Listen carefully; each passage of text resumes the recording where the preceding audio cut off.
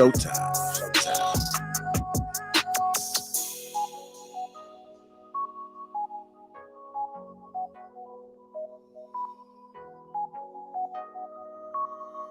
All right, showtime. Go ahead.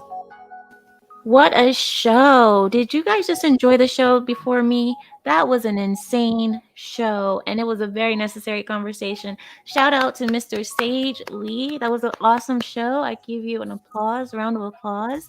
And also, shout out to everyone who was on the panel. I saw Mr. Logic, I saw Aaron, I saw just the whole crew was there, and it was amazing. Shout out to you guys. Did a great job. Now, my turn. Guys, the topic that we have here today is a little bit controversial. Well, gosh, when do I not have a controversial topic? Never. So, guys, I want to welcome you guys in. I see such a green chat. I want to say thank you to all the people who have gone green. It's good for the not the economy. What is it called, for the naturalness? Not, oh God, I'm thinking Spanish. In Spanish, it's called naturaleza. But I'm thinking about green being good for the environment. Yes, it's good for the environment to go green. Thank you, Miss Empress Queen Adira. She says, y'all better go green after tonight. I agree. Thank you guys for going green and showing your support for us. I appreciate you. Welcome to the crew. Hello, Spiffy. Empress, I keep on hitting your message. Thank you, Maddie. Thank you, Tamika. Thank you, Mr. C. Hi, Linda. Hi, Damon. Hi, Charles. Charles says, no hate from the chat. Well, little hate is a little, it's okay. A little hate, there's nothing wrong with that. I appreciate a little bit of hate. Hi, Larry. Welcome in. Welcome in. Hi, Aaron. Cora. Hey, girl. Okay, guys. So, thank you guys for being here. I appreciate you, and I do love seeing this much green in the chat. Hey, Lou. Right. So the topic today that I have for you is at-home training. Recently, there has been an increase of people talking about the preparing for marriage, the preparedness for marriage, how a woman can prepare. What are the things that she needs to come with already downloaded into her brain before she gets married? And does she have to be fully compared, not fully compared, does she have to be fully prepared before she gets married, or is there a certain level of training that the man will do? Molding, right? So what are the basics that she needs to be prepared with to get married? And this made me think about myself, my family, my mother, and even me when I got married. So I was thinking about what were the things that I already came with that were already downloaded in my head that I already knew. This is this and that is that. What did I know? And how did I know it? Who taught me? Right? So I want to pull up this question. Do you need to be trained? Do you need to be trained? I apologize for any background noise. We have a dinner party going on. Hence, while I'm dressed like this, typically I'm not dressed like this, but we have a dinner party going on. So I'm sorry for any background noise. Do you need to be trained? Do you need to be trained? Why would any woman need to be trained for marriage? Is there a training for men as well? What is training? What is it? Like what is it, and do you need it? I want to talk about this. Oh, quickly, just really quickly. I also want to give a shout out to Kevin Samuels because he brought up this topic, I believe, last week, at the end of last week. And it did make me think a little bit. And I I wanted to call in, but at the same time, my computer was acting crazy. So I no. But I want to talk with you all about it here. Do we need to be trained? What are the things that we need to be prepared for when we get married? What are the things that I needed when I got married? What are the things that a man would need before he gets married? What are the differences? So, I want to say, yes, I think you do need to be trained. To answer this question, yes, you do need to be trained. Who can train you and when? Who can train you? Do you Do you offer yourself to a person to be trained for marriage? Or is this a training that you don't even realize is happening, but as you're growing, you're being trained? I want to say this. When I was, let's see, so as I was growing up, I want to say from age 6, I was already starting to be trained to be a wife from age 6. And when I say it like that, it sounds weird. Like, wow, why would a 6-year-old need to know how to be married? No, it's not like that. When a girl is growing up under the eye of her parents, the parents understand that we are not raising this little girl. We are raising a woman. We are raising the wife of someone. This kid is not going to be ours when she gets older. She's going to go to another family. This is the way a lot of third world countries see it. We see the daughter as not yours, but she's the property of someone else. You are raising the wife of someone. So when I was growing up, I was handled in a certain way with this in mind. So I want to say when it comes to the first things that you need to be trained on is cooking, cleaning. I want to say those are the first two things, which are the most major things. Those are the major duties that you're going to have as a wife. But at the same time, when my mother was raising me, she was very particular in having me next to her. When she was cooking, when she was doing anything, she had me next to her, standing there. Or she would have me getting something ready for the meal, the kid. And this is how I think a lot of families, this is a part of the training. A lot of families, I see the parent will go into the kitchen, especially the mother. The mother goes into the kitchen. She makes a meal for her and her husband, and then she makes separate meals for the children because the children don't want to eat what everyone else is eating. The children, they don't want vegetables. They don't want meat. They want to eat, what is this, like nuggets and french fries and hot dogs and all this. I see a lot of American families doing that. Well, they'll be in the kitchen. The mother will be making 2 separate dinners. And then the child will be in the room playing video games while mama is in the kitchen cooking. This is like, this is not the same in our culture. The daughter is there next to the mother learning. She is there preparing the other things that I'll give you an example. If my mother is making a soup, my mother will have me cut up the vegetables. You cut up the vegetables, I'm going to prepare the meat. When I'm getting ready to get the soup done, she's saying, put the vegetables in, put the meat in, put the sauce, put all the spices, stir it up with the butter, whatever have you, and I'm going to get the water. We're going to pour it in. She's already preparing you just by having you there. You're just learning under her. She's taking you, as they call it, under her wing. You're there learning. You're being trained, and you don't even know it. So that's one of the first things that I think that a woman should prepare her daughter, or if you are a woman, that you should have been prepared this way. You should know how to cook. And not because your parents sat you down and said, this is how you're going to cook. No. It's an everyday process. Every day you stand next to your mother and you learn. The next thing, being ready to serve. Being ready to serve is part of being prepared to be a wife. Serving the men of your family from young. From young, you learn you have to serve your brother. You have to serve your cousin. I didn't have any brothers. I served my father with my mother. Both of us served. There was no, how can I say, there was no option for me to just sit somewhere else and my mom just served the family. There wasn't that option.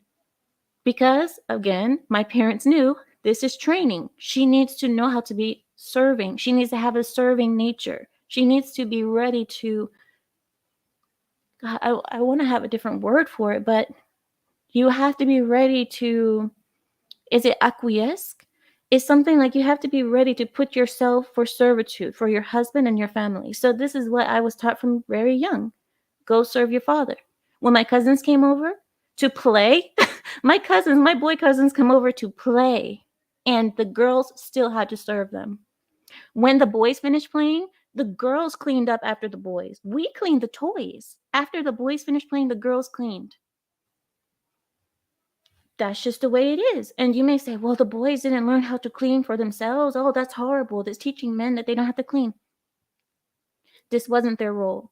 Boys were not trained to do girl work. Boys weren't trained to do girl jobs. Boys were trained to protect the girls.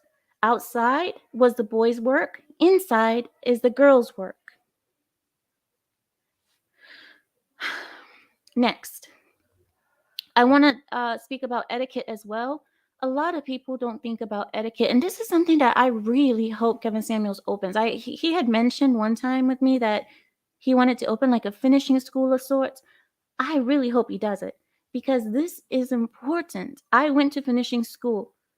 In finishing school, now, finishing school, this is a little bit later. This can be between the ages of 11 and 17. You can go to finishing school. Between 11 and 17, that's the time to uh, perfect your etiquette, perfect your speech, perfect your posture, the way you interact with others, and the way that you are seen, the way you sit, the way you act, the way you smell, everything. That is the time to perfect it because it's finishing school. It's not foundation school. No, no, no. This is the end. This is the end. This is the cherry on top is finishing school.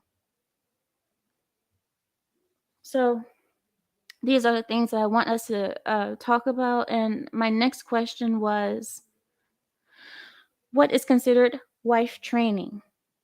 What is it? Who can do this to you? Who can teach you? Who are you going to? And this is a question, you know what? I can ask it to you differently. A lot of women, because a lot of Americans, a lot of maybe Westerners, a lot of the women here I've noticed have gotten to the age of 20 and they still don't have this kind of like at home training. They don't have it. And I don't know. I know that a lot of them crave it.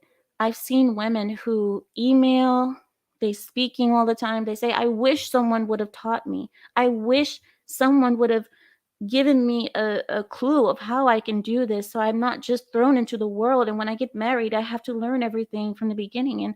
And I'm not prepared. I don't have the basic downloads in my head to begin my marriage properly.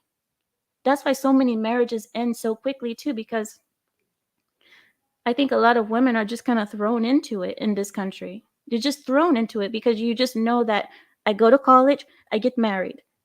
I don't see the preparation, the schooling of it, the what we call it, instead of calling it etiquette, we called it protocol.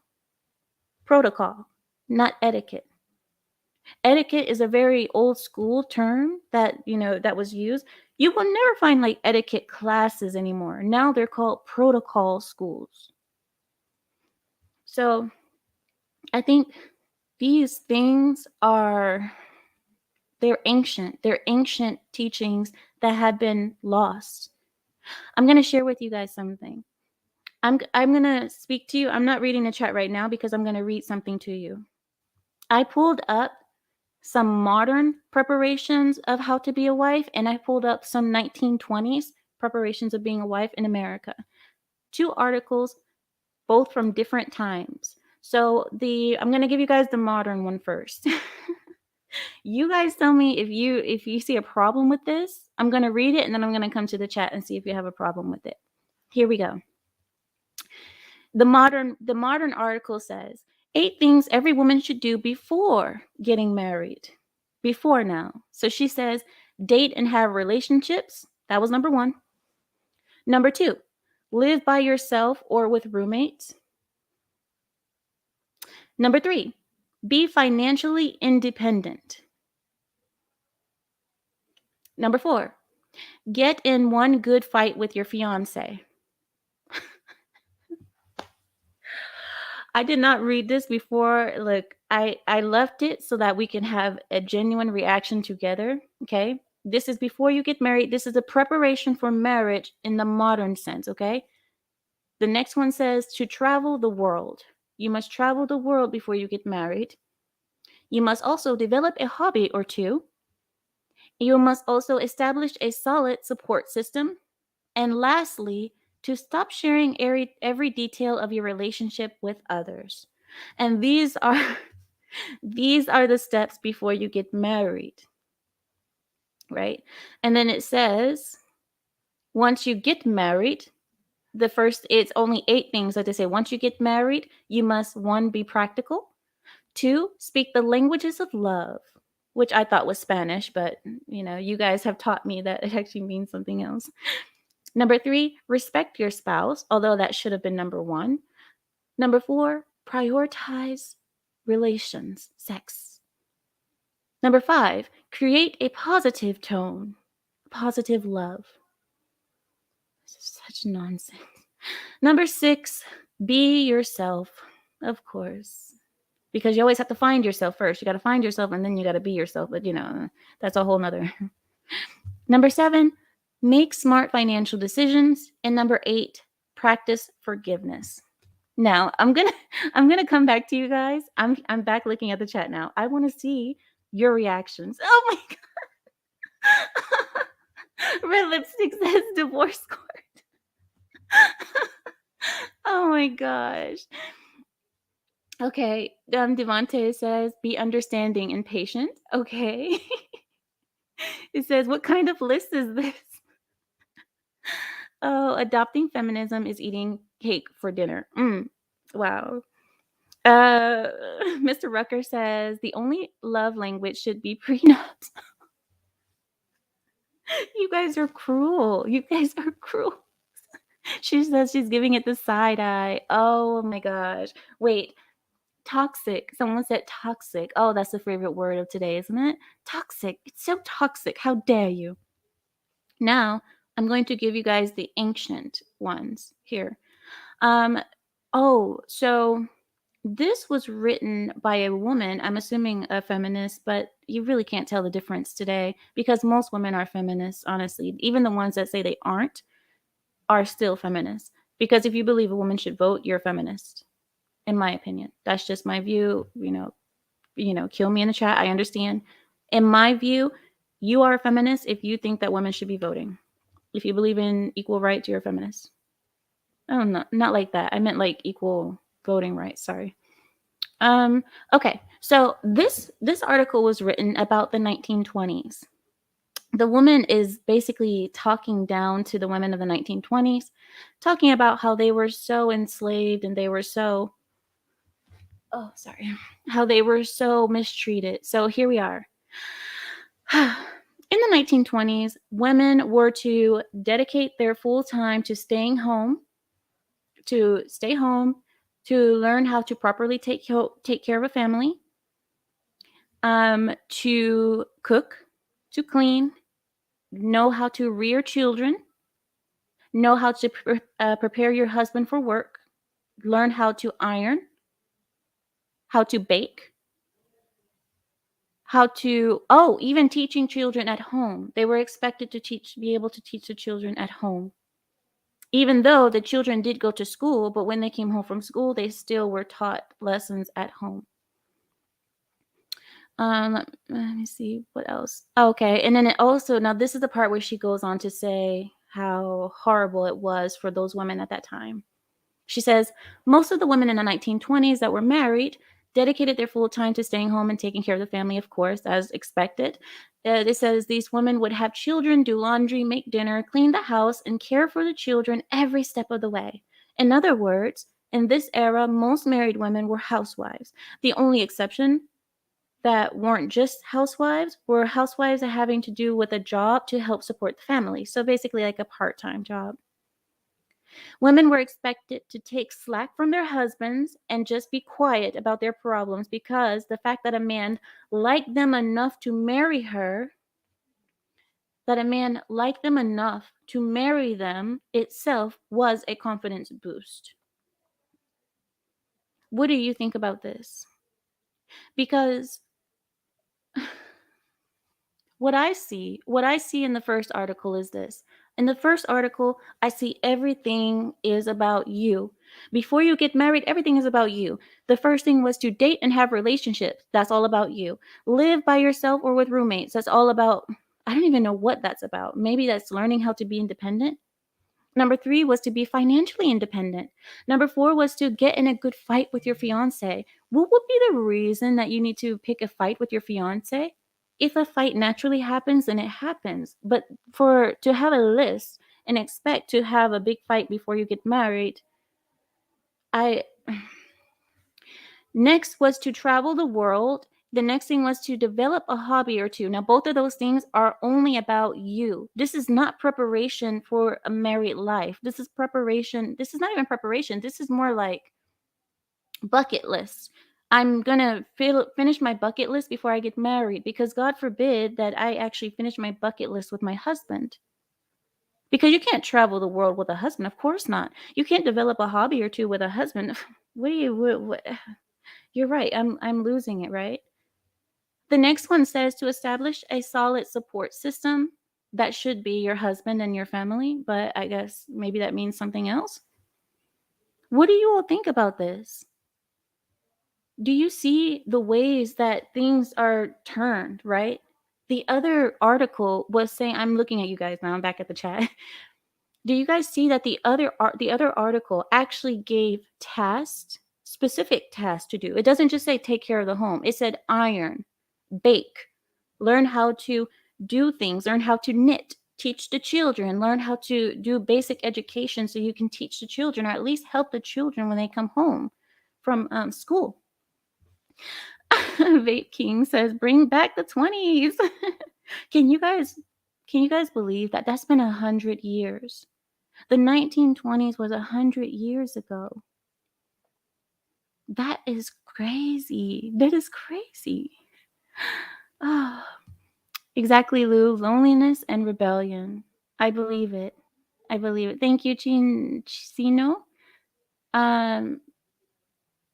Thank you so much, Precision. Here, let me see something else I want to show you guys. Okay. All right. So I can't actually, I don't want to pull up the article because I think JR doesn't like if we pull up articles like that. What do you all think about this? What do you think about this, Mr. Panderson?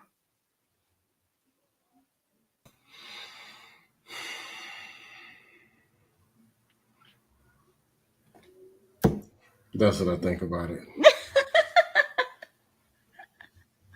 Let me ask you, do you think, and you know what, I'm not even going to ask this question because I think I already know the answer. I'll ask it anyway. What's the percentage of women do you think that are prepared for the married life, that are prepared for marriage today? As in ready-made wives, meaning all you have to do is meet them and start the process. That they're ready to go. You don't need to go through anything. No, nothing. You don't have to teach them anything. They're just ready. 7%. 7? Maybe 7%. 7. Okay. So what about, let me ask you this. That's a really personal question. I don't want to go into your personal life because I do want to keep it on I don't want to go there. I want to keep it more on a Western level. Let me ask you, when you heard the list that I gave you, the first list from the modern woman of what she needs to do before she gets married was to, travel the world, date and have relationships, live by yourself or with roommates, be financially independent, get in a good fight with your fiance. What do you think when you hear this? Do you think that this is proper preparation for a marriage, or am I too ancient in my thinking that actual marriages today will benefit from a woman having these experiences? I think it's disgusting that people are actually teaching this, and it's setting people up for either divorce or just the result that it produces. It produces women that can't go out and get ready-made husbands because the ready-made husbands already know to run from this woman. The ones who want to be married, there are some weak men who are actually willing to accept this type of woman and try to work with them, and it burns them out. They get real red pill rage. They go and start running through the woman, bang them out, take them out Tuesday, bang them out Wednesday, Oh put them no. in an Uber, and already got the "it's not you, it's me." That text is already set up on Thursday. Oh no. They just lose it. Because men have emotions too, and a lot of them are blowing gaskets dealing with these women. Some of them are blowing gaskets to the point where you can't get them back. They out here crazy too. Yeah, look what they got to deal with. Somebody's telling them this. Cora, can I get you to wave to me? And also Devante, please wave for me. Or give me a thumbs up, one of the two. Thank you. Appreciate you. Yes. Welcome in. Hey, Go Cora. ahead. Thank you so much for having me. Appreciate I love it. it. Cora, Beautiful. see, you never show yourself. Thank you for showing yourself. So, what do you all think about the list that I gave to you? This list, you can find it, by the way, if you can Google it. I don't No, I don't need to find it. I don't no, but I I'm don't need to serious. find it. It's a real thing. Apparently. So wait, so when you hear about the preparations for marriage being to travel the world, live by yourself, be financially independent, and have a good fight with your fiance, okay, that's an important one. Have a fight with your fiance before you get married. What do you think that is setting up for? Because honestly, when I hear this, I don't hear anything about the men in this preparation. I don't hear, prepare for the things that your man will need. Prepare to have the skills that your man will need you to have when you get married. Be close to your mother. Understand how marriage works. Understand the ups and downs of it. None of that. I don't hear any of that. I just hear me, me, me, me, and now I'm married.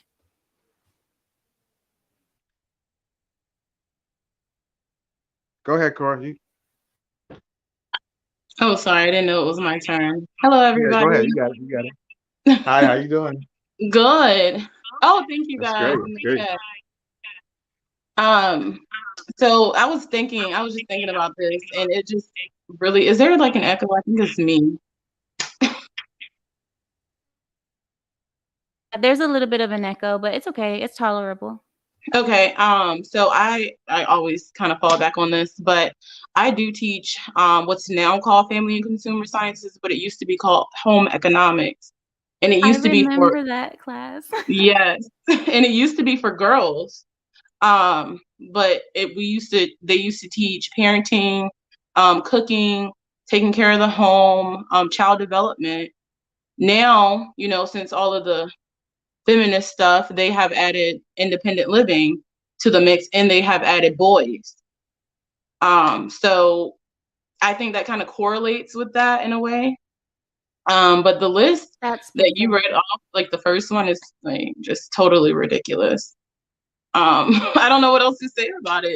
It's really a sad state of affairs, for that to even be somewhere on the internet. But to answer the question, yes, my mother was a stay-at-home mother. My mother never worked a day in her life, I believe. Wait, she may have worked like one part-time job at one point, but no, my mother was always home. Yeah, so that's really what I think about it. It's sad. And then one more point is, I did bring it up to the class. I was just like, this class used to be what I just told you, and then all my students gasped and was like, I can't believe they would like try to teach women how to be stay-at-home wives and mothers. Yeah, because God forbid they learn how to take care of something that, doesn't have anything to do with just themselves. Learn how to actually care for a family and children. God forbid. Right. And that's the thing. I want more women to come up. And Long Shot, thank you for bringing it up. I do want more women on the panel because this is a topic that has to do specifically with the women, with us and our training and our preparedness for marriage. Now, my question to the men is this: did you have any preparation before you reached the age of marriage? Before you reach marrying age, I'm sorry. Go ahead, Devontae. No, I didn't. I actually didn't have any preparation. My mother and father never actually got married, so I wasn't close to it at all. I have a mentor that I became close with, back in elementary school, and he became close to my mother, and he's married. He's been married ever since then. So I know of a marriage, but my mother and father specifically wasn't together. Well, they didn't get married specifically. So I kind of learned the stuff that I know, and I'm still learning now. I kind of learned the stuff that I know just from my uncles, but primarily I kind of raised myself into wanting to be a married man. So no, I wasn't. Nobody was next to me, pulling me along, giving me certain things to think about. I just kind of had I adapt my own ways and just kind of taking from different sources and that sort of thing. So, but I can say my mentor. Yeah, I had the desire. I feel like it was in me, based off of the person that I am. I'm a lover. I'm an affectionate person. I want to, I'm like a hero type of a person. So, and that's kind of the position that I played when I was in my relationship. They didn't always put me in good positions. But that's the person I am. So I think I have that natural mindset of a marriage, a marriage mindset. So what about you, Mr. Panderson, Mr. Scam Likely? Do you think that men even need to be prepared to get married, or do you think that men just automatically know what to do? Two things. I can talk about how I was raised. My father worked. Father, awesome, great person. However, he got married when he was 19. Well, my mom was 17. They had my brother. They put a marriage together. Then my sister. Then here came me. My brother turned about 17, 18 and whatever. I remember sitting in as I'm 14, 15 on the conversations. All you got to do, my brother, is go to college. And when you graduate from college with your education, What is this voice? What is this? all you have to do, my brother, is get an education. And then That's it, big dog. they just told you, I got my degree. And you just hold it in the air. Once you get a degree, they just start opening these doors. Hey, excuse me. Would you like a house with 3 cars and 4 garages? Second door on the left. Would you like a job, sir? Third door. Follow Mr. Jenkins. He got a job for you. Oh, would you like a wife? Would you like her to be big, small, or thick? You just pick her, and then they already got 2 kids laid out for you in a white picket fence. That's what they were selling, because that's how it was, I guess, in the 70s. I'm not understanding. What does that mean? You're saying that everything was set up for you? How? In what way? No, that's what that was what was being told. All you got to do is go to college, graduate. Then they're gonna hand you a job. They're gonna hand you a wife. She's gonna cook. She's gonna do it, and that's all you got to do. Oh, I see. I see. These women out here, yeah, they're looking for husbands. Yeah, they're gonna cooperate and everything. That's what was told. I somewhat believed it too. I went to the Army. I saw the worst marriages I ever seen in my life. I went to the HBCU, most beautiful women I ever seen, but they didn't want husbands or dating anything serious. They were just running out here wild. So can I bring up a point here? Because what I'm hearing is here I have a little feedback when I'm speaking. What I'm hearing is that men are taught you get the degree, you get your profession, and a wife is going to come from it's it's going to come from somewhere, and because all women want to be married. Because all women want to be married, so you have no problem finding a wife. But then women, the modern women, based on that list, are being taught you need to get your degree and you need to find your independence and live your life before you get married. Because when you get married, your life ends. I hadn't heard the stuff of what women were told until Red Pill Space and whatever pill. Yeah. That was one dark hole I was missing. I knew something was wrong. I didn't know why. I didn't know what women were told, because that wasn't the case in my household. My sister got married at 22. He was 21. They got on board with each other, ain't have nothing, and they built, and they're still married today with 3 kids. My sister wasn't told any of this stuff, and that wasn't who she was. So I've never heard that across the table. Be strong, independent, go run out here and cause chaos. I never heard any of that. Well, what did you hear? Be productive, get a job, and that dating and finding a spouse is easy. Oh, you're a good-looking young man? I mean, I was smaller. I'm still not ugly yet. I got a few years left. But I thought you could just reach over there, and there a woman who is matching what you are. You just reach over there and grab one. That's what was taught. So, this is really strange, because this speaks how disposable relationships are in the West. Everything is disposable. Like, they come and they go, they come and they go, and you don't need to actually prepare for this. You don't need to have any kind of EQ. You know what an EQ is? It's like the equivalent of your IQ, which is your intelligence scores, right? But the EQ is like your emotional intelligence. You don't need to have any kind of like emotional intelligence to prepare yourself for the life that you're going to be creating, because your relationships, it creates your life, right? Am I wrong? Yeah, I was Because gonna mention that.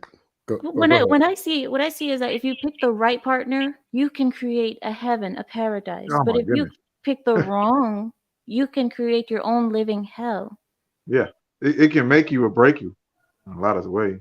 So why is there no preparing for this in the West? I don't see it, because for us, like I believe every other, especially Asians, Middle Easterners, Africans, we take this so seriously that we prepare all our life for that moment that we get married. We prepare every day from the childhood. The girls are learning how to cook. They're learning how to serve. They're learning how to close their mouth when they need not speak. They're learning how to hold their tongue. That is a huge lesson, especially in our culture. Hold your tongue. You're a woman, hold your tongue. Do you guys know something? I'm going to share Sidestep something. power struggle. I'm going to share something with you. In the Middle Eastern culture, right now, if you can listen, you have background noise. Those are women downstairs. They're having a dinner party. Now, these are older women. The difference in our culture is this.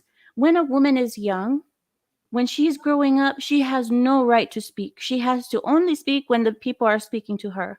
She has to be quiet and serving. She has to be very active and moving around, working, serving, and quiet.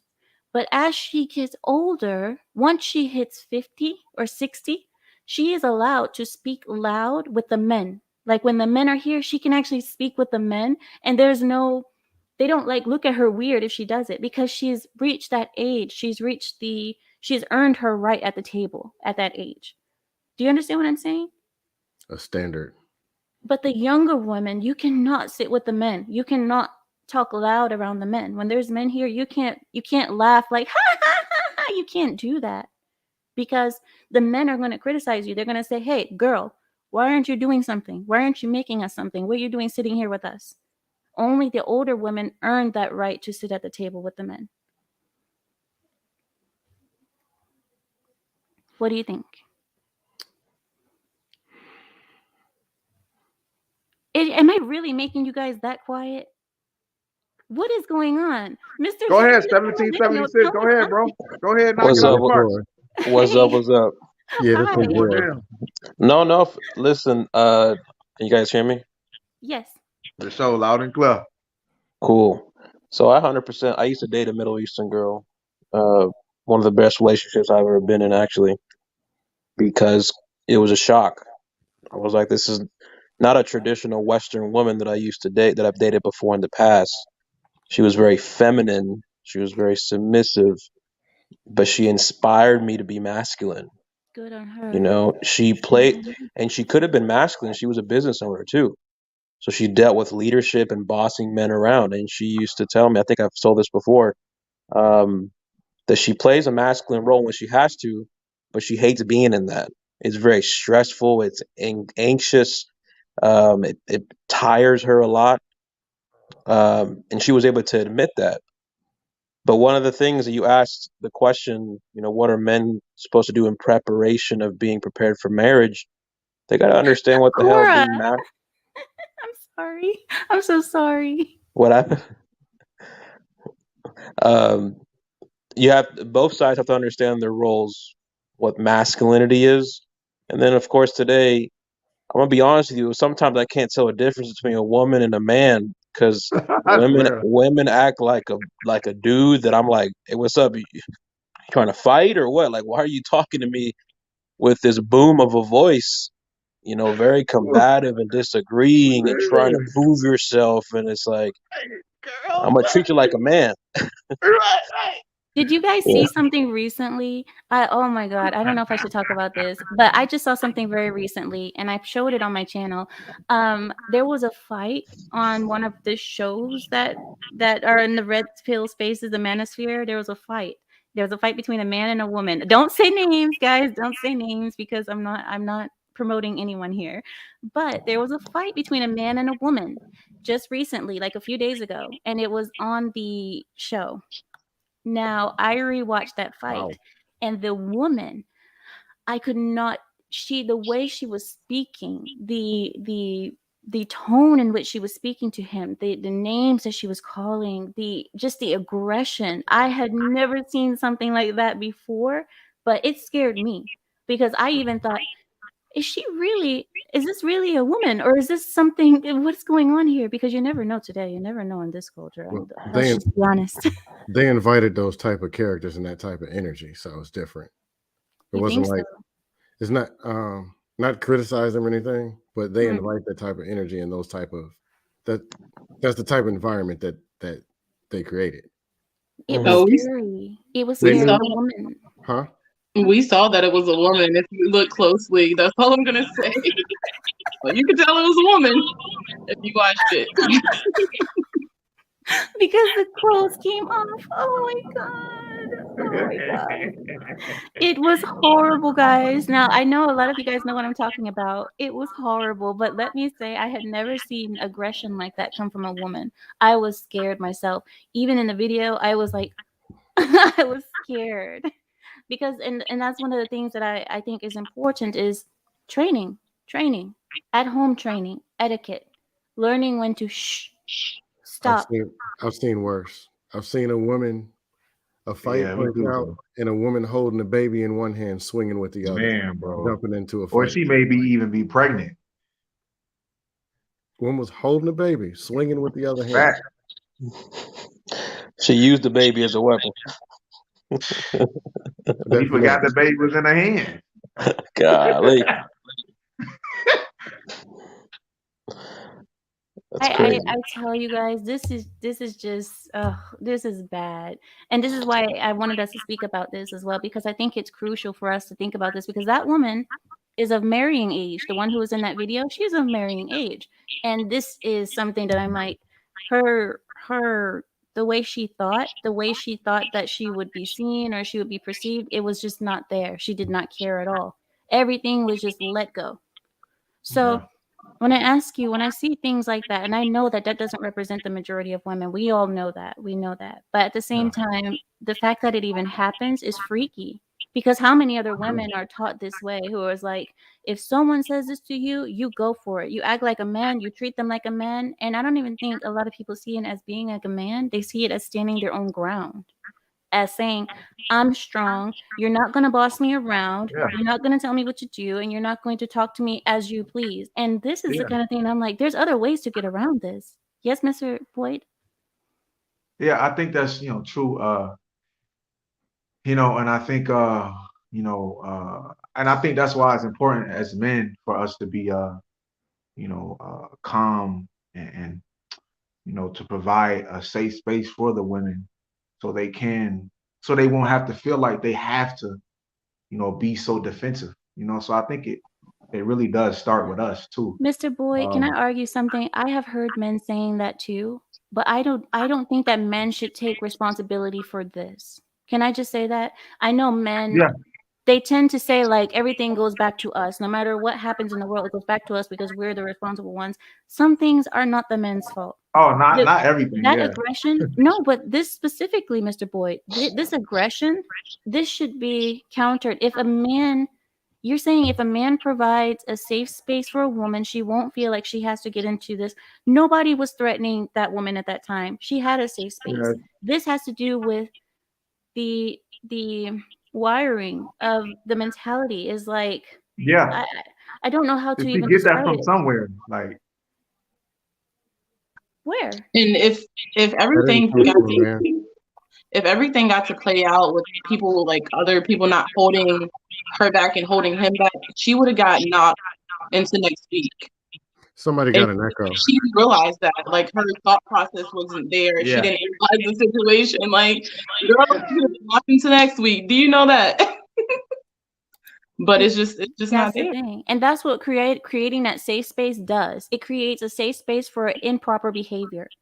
It creates a safe space where you can act crazy and you can do whatever you want and there's no consequences. Yeah, so, I think it's so many different. Huh? Yeah, I think it's it's different layers to it. I think it's different layers to it. Yeah, I was just making a that was kind of like something I thought about it. Like that's one thing that I wanted to mention, but yeah. But that's very typical. I've seen so many men do this, and this is where I say American men are the most tolerant. They tolerate the most bad behavior, and this is why you get trampled upon. This is why things get worse and worse, because you're tolerant, and you say, "Well, it's probably our fault because we need to create a safe environment." No, you shouldn't. You should make it dangerous, because then she's going to recognize that she needs you. She needs you. Yeah. I think, and I say that as a man. That's why we, in other words, we have to have our standards and morals in place. We have to know what we need, what we want. We have to, have our self-love, you know, our self-love mentality too, as well. I don't know where the. Okay, Mr. Millennial, what do you think Yeah, about it? yeah, 100%. You hit the nail on the head. This country as a whole is way too tolerant. Way too Yeah, as a tolerant. If you whole, look yeah, at that's true. if you look at the historically what America was 100 years ago, a lot of stuff you see today will never be tolerated. Certain behaviors, certain mindsets, certain type of outcomes, certain type of how you raise your kids, how women act, how men act, even and in Yeah, every single aspect, there's certain things that we have just tolerated, and that really shows the destruction of our society as a whole, which is not good. yeah, And this is why we have to have these discussions right now if we yeah. want to even have a civilization or a country or a nation continue moving forward. Um, because a lot of things, and you asked that question before, why do women act a certain way? Why don't they want to get married in the Western countries? It's because uh, the feminist community has labeled these traditional things as something that is an inconvenience. It's belittling. It's like slavery. It's like modern day slaves. If you're married to a man, you're his slave. And they want to get women out of that. So all these things that we used to say was good for you, the nuclear family, settling down, cooking, they label that as that slavery. You're better than that. Enjoy yourself. YOLO, you only live once. Hookup culture. All these alternative lifestyles that we have today. And it's very difficult to get women out of that mindset because it's extremely enticing to say, oh, I'm just gonna go around, live in Miami, go to Vegas, do some blow and do this and do that, get whatever I want. Screw responsibilities and being stuck to one man. It's very enticing, so I understand why they want to do it. But a lot of Well, them are did you, regretting it when they're 35, they're old, and no man wants them. Mr. Millennial, did And you they're fat. see? Did you hear what the article said about the 1920s woman? I'll read it to you guys again really quickly for the people in the back who weren't listening or who weren't here, who couldn't hear. It says most of the women in the 1920s that were married dedicated their full time staying home and taking care of the family. These women would have children, do laundry, make dinner, clean the house, and care for the children every step of the way. In other words, in this era, most married women were housewives and that women were expected to take slack from their husbands. I don't know what that means. I guess it means take work from them or take slack from their jobs. And then it says that they were also expected to just be quiet Basically, do about the their dirty work. problems. They were expected to just be quiet about their problems because the fact that a man liked them enough to marry them itself was a confidence boost. A feminist wrote this, so I mean it's whatever. Yeah. Is it really though, or is it the majority of women that think this way about the 1920s woman? Is it really Well, though? Because like I said, I believe most women are feminists, even the ones that say they're not.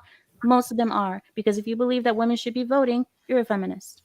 a lot of the women I saw a lot of women who complained talking about way back in 1926, all the men were beating up the women, and then they go and have kids with Thug Johnson, who ends up beating them up. I don't get it because they can't. Let me explain it. I They don't don't. understand. Okay, a lot of women don't want to just find a man and be agreeable. They come with a toxic femininity, and the only thing you can attract is men who operate in their feelings and emotions. Some of them are thugs, and some of them are abusive. So they end up going over and getting the abuse that they said they were trying to get away from, when they could have had a decent man over here who's a protector. Yeah. Yeah. Oh, I see. So it's like women going to the bad guy instead of actually going to the good man and actually being a wife. They But they're can't still attract getting a the good man abuse with that they this were energy. running from. Huh? Right. The good men, they're saying they're homo, they're misogynist, they're because we have a standard. And the only thing left is a man, either weak man you can control, or one who you come with your masculine energy and he replies with his feminist energy. And a lot of times men in feminine energy react with their hands. So they end up in the same abusive relationship they said they were trying to avoid. Well, you know what it is. It's the adrenaline of it all, right? It's this is what I would think it is. Like adrenaline rushes. It's not boring, right? Like, I don't know. I've seen this mentality with a lot of relationship, not coaches, but they have these kind of these psychologists who try to work through the psyche of women and understand why women stay in abusive relationships or why they tend to go to the bad guy instead of actually getting to a safe environment. That's why when men say we need to make a safe environment, I'm sorry, Mr. Boyd. This is no attack against you, but when men keep Yeah, saying we need to it make was a safe just one little environment, point. it's almost like you don't understand the psyche of a woman. The woman is not looking for the safe environment. She's looking for the power. She's looking to follow power. And a lot of women don't see it in men who are saying like we're going to make this easy, we're not going to do this. A lot of men, I don't know, maybe I'm speaking too much about it. I want some women to call in. I Yeah, really you want. know. There's a lot of women in the chat, but I see none of them are calling in to talk about it. Oh yeah, Ameera, the women are fat too. Forgot to say that.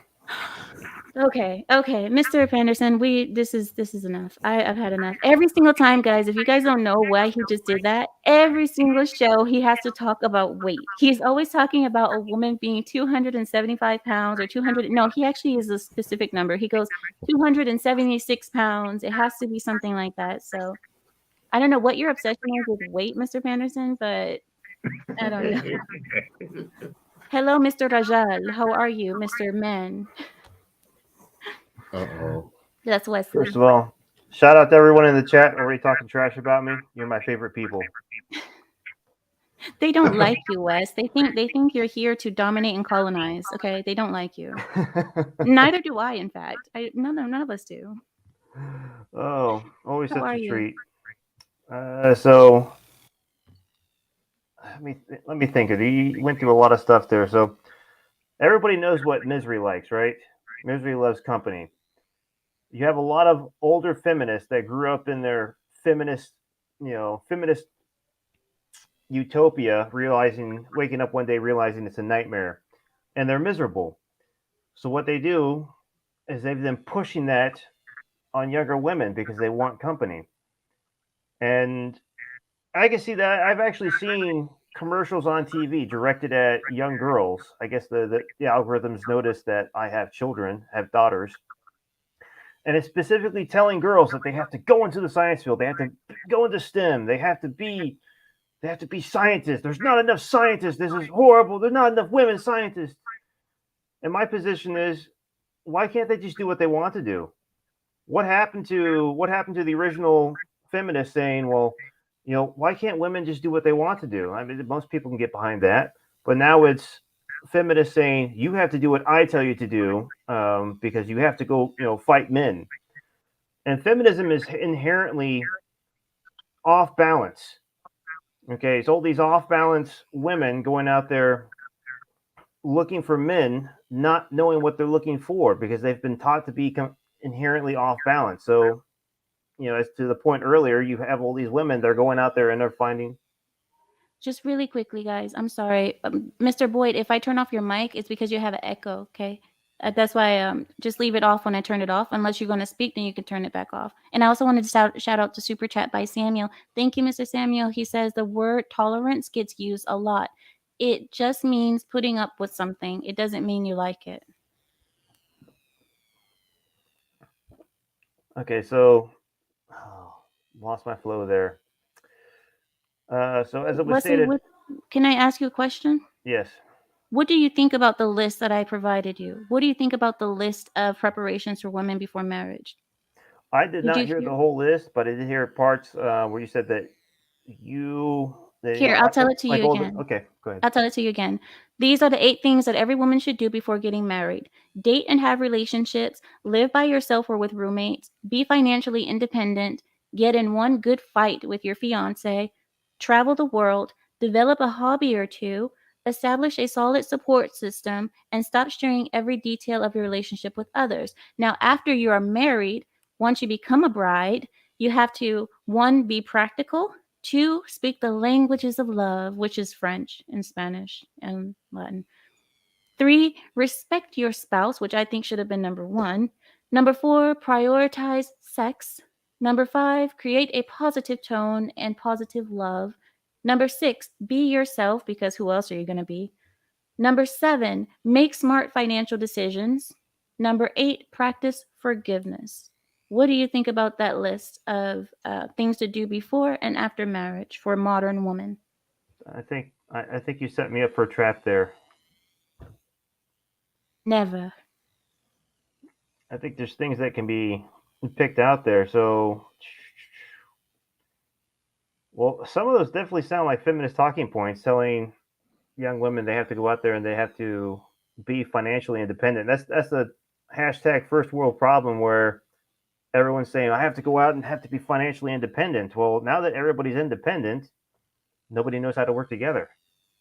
So you're telling me, so your list there, what to do before marriage, what to do after marriage. After marriage means divorce, right? Oh no. So the problem there is, Or do you mean after you get married, as in going into the marriage? It means after the wedding day. After the wedding day, when you're a new bride, that these are things you need to focus on. Mr. Right. Juan, can I get you to give me a wait? All right, he already knows. He's like, Yeah, those I'm points ahead are of gonna you. get you divorced anyway, so you know. You What's said good, what? Warren? Those points Hey, are gonna get you everyone. divorced anyway, so you know. Oh, Well, I believe that you're creating a person to be an not anonymous. What is it called? Autonomous person, autonomous being that isn't created to work in a group. You've been traveling the world all your life. You've been living alone or with roommates. You've been fighting with your fiance. Make sure you have a good fight. Remember, it's a good fight.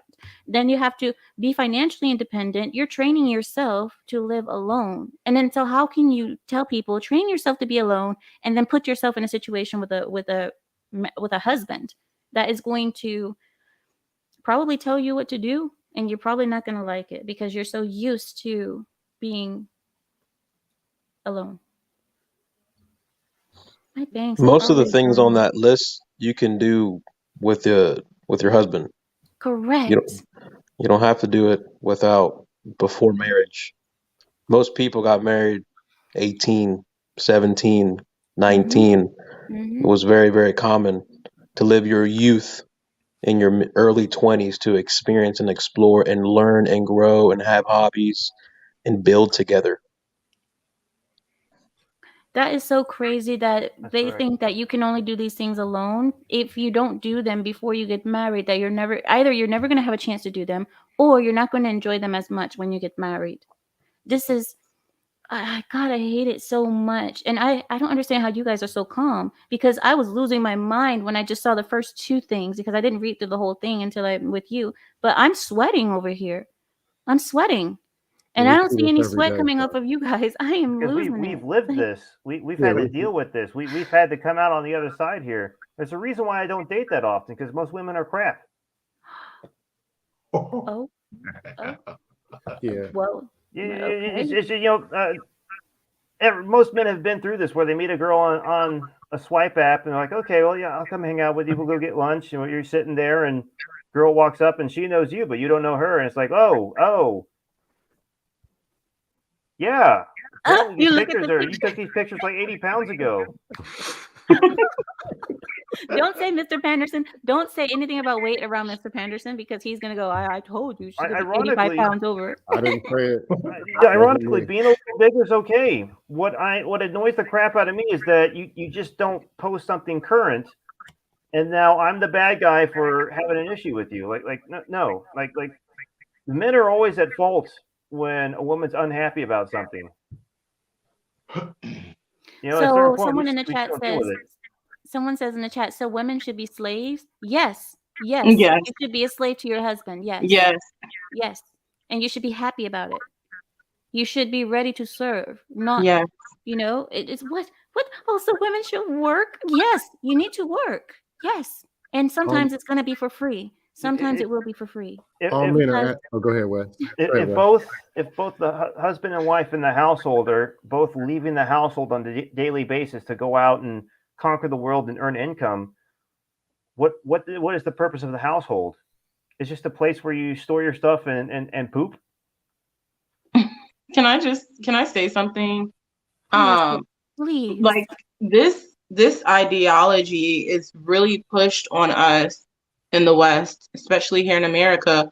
From a young age, we see that our moms go out and work and they come home and they're tired, and we get a hot pocket and we are taught that that's good. Like that's what we want to do. We want to get this degree to get like the highest paying job. And so when we hear something different, not me, like, but in general, like when Western women hear something different, it's like conflicting. It's like, I've been taught this all my life. Like, what do you mean? That's kind of like, even though what you're doing is the best way, that's kind of like us coming and saying that, Ameera, everything you're doing is wrong. Like, you shouldn't be. It's wrong to be submissive to your husband.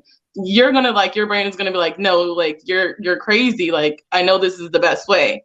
Like, a lot of women have been taught that this is the best way, so it takes some undoing and a lot of unlearning.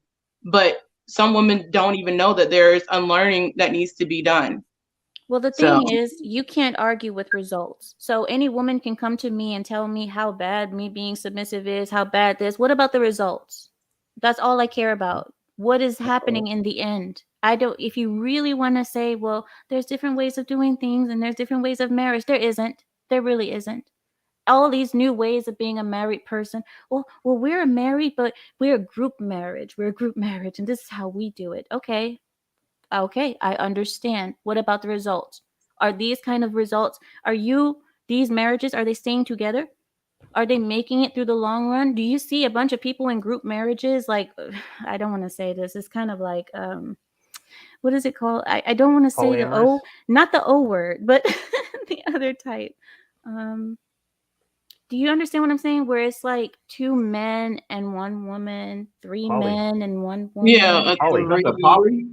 Yeah, there you go. Polyamorous. Polyamorous, right? Oh, Polyamorous, and this is what we didn't know. It only works one way, and you have to have a foundation of typically a religion or a culture.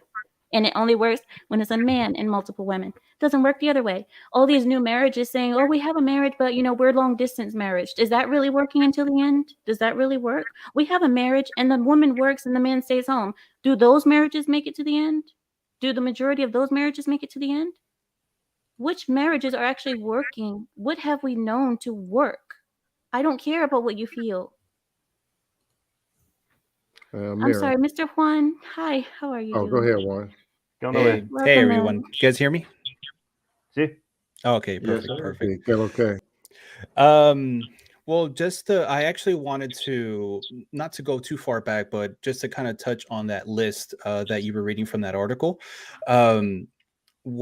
It's almost like that list is almost like a criteria that they expect their man to have, because of it displays, like, a lot of women want a man that's well traveled, so they feel like they have to do the same things as a man in order to attract the man that they want, but they end up becoming the man that they want to marry, and that's not what really a man is looking for in terms of a wife.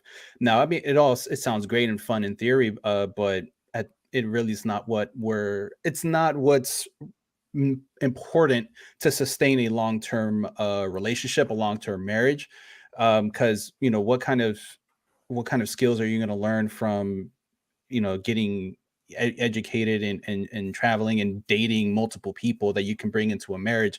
If anything, it's just you become, let's say in 10 years, from 18 to 28, a woman does all those things, and then hits 28, goes looking for a man to marry, finds a man she wants to marry, and then at that point, there's nothing really new. There's no real magic, because she's already done everything that she's wanted to do. So all the things that she does with a man, it's kind of, oh, been there, done that. So Good point. There's no magic there. There's no, nothing new. There's nothing new. That's why a lot of men tend to want to date younger women, because a lot of things are new to them. And they weigh less pounds too. You're not gonna let go of that weight, huh? No. He's sticking to it. When Mr. Pennington gets married, his wife better know that she can't gain 2 pounds without there being a problem. There's going to be a sit-down meeting every time 2 pounds. He's going to put that in the prenup. Yeah. Let's go be in the gym with her. No, I'm just clowning. Yeah. Okay, I need to get other guests in. Mr. Boyd, do you mind? I could put you in the studio, but you can come back right after if you want. Yeah, for sure. Go ahead. All right, thank you so much. See you soon. Let me see. Mr. Lick, Mr. Cool Lick. Can I get you to wave to me? Thank you. He gave me a fist bump.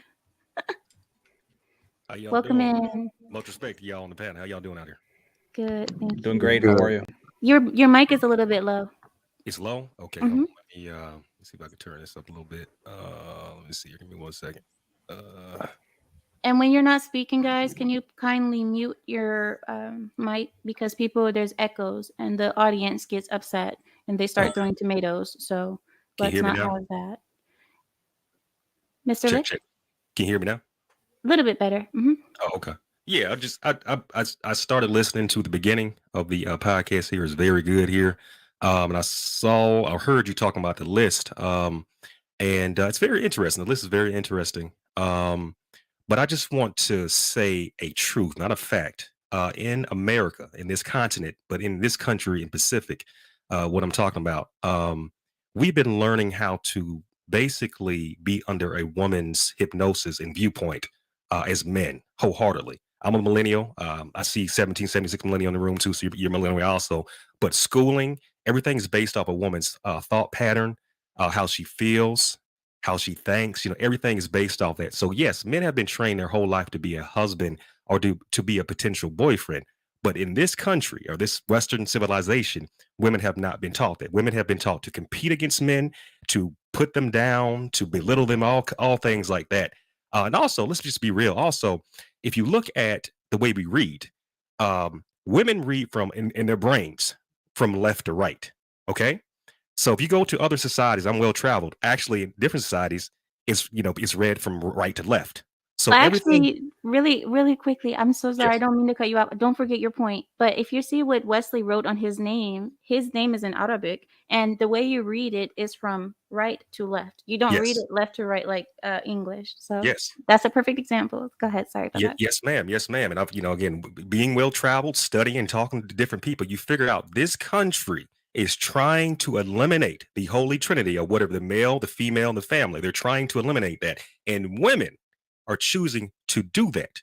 Us men, especially men like me, I'm looking for a potential wife. I'm looking for that one, if you will. But if she has been choosing to be under the feminazi rulership, she can't be it. And unfortunately, a lot of women in this country are just like that. Unfortunately, it's sad, but I mean, again, it is what it is. But the crazy thing is you won't even know who is really, I mean, well, you can know, you have to ask certain questions, but certain questions are quite uncomfortable. Like, I know people don't like me when I say this, but like I said, I believe if you believe women should vote, that you're a feminist. And a lot of women will not see it that way. A lot of women who think that they're anti-feminist, they say, no, I'm the anti-feminist. I don't believe in feminism. Do you believe women should vote? Of course. Okay, you're a feminist. They won't like it. So how many questions are you going to have to ask this woman? How much time are you going to have to vet her to see if she's actually been trained to be a wife? Well, there's another dark hole where, like you're asking about, where you're taught to be a husband, and then where the woman taught to be wives. We know there's a hole on the woman's side. Because of that hole, the men who are getting married and actually having successful marriages, they're picking up what I'm going to explain it. Red pill content, or a lot of content creators keep saying, get on your purpose and make money, $100,000, 6 feet tall, 100,000. Okay. There's a whole bunch of dudes making $198,000 and ain't seen a woman in 6 months besides OnlyFans. Mm-hmm.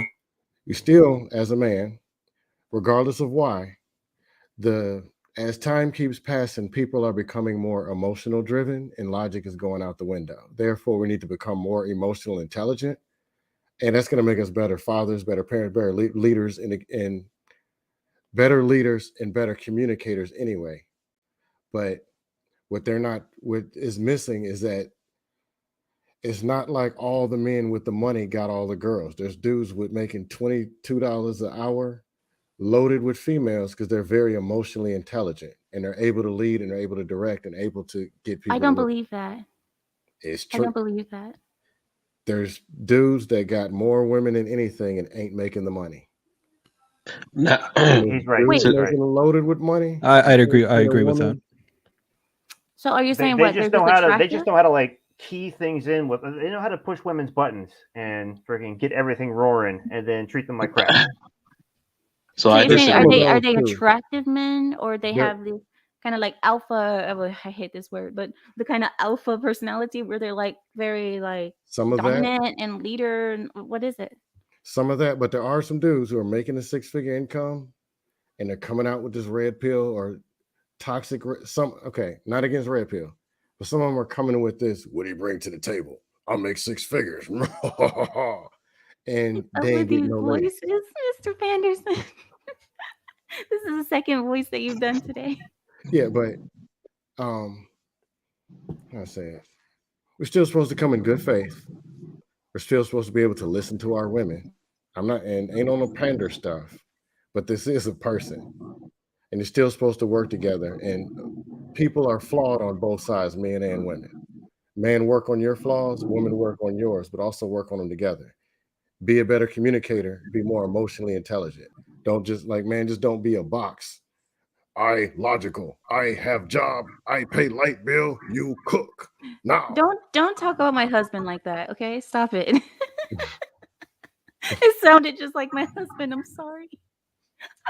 But I can't I argue make with work. money. You cook. You shush. I'm like, okay, honey. I love you too. Yeah, I know a couple of gentlemen that make way more than me that can't even have a conversation with a female. They have to go online and do like fans and stuff like that. And these guys, That is so true. Well, let me add. I mean, this is the most. This generation, our generation, millennials and younger, are the most borderline autistic. All right, very socially awkward. Can't even give eye contact. Don't even greet. Don't even know how to be courteous. Don't even know how to give a compliment. Doesn't even know how to receive a compliment. Don't even know how to have a sense of humor. They're very uptight. They're very overly sensitive. And all of that destroys the whole seductiveness, which Dr. Panderson was saying. Some men are more naturally seductive than those men that are ambitious, got a lot of money, but they're not seductive at all. Then, women can be repulsed by that for sure. But typically those players like that are at the clubs in Vegas, Miami, living at mom's basement, they're seductive, but they're not marrying these kids. They may have children with these kids, but they're not getting married with these children or with these women, excuse me. So these dudes are losing their minds too. So you're saying that there's a bunch of men out there who are rich, they have money, they have the world in their hands essentially, and they're just not able to get women because they don't have any charisma. That's right. Yes. That's right. Yeah. They don't know how to talk. This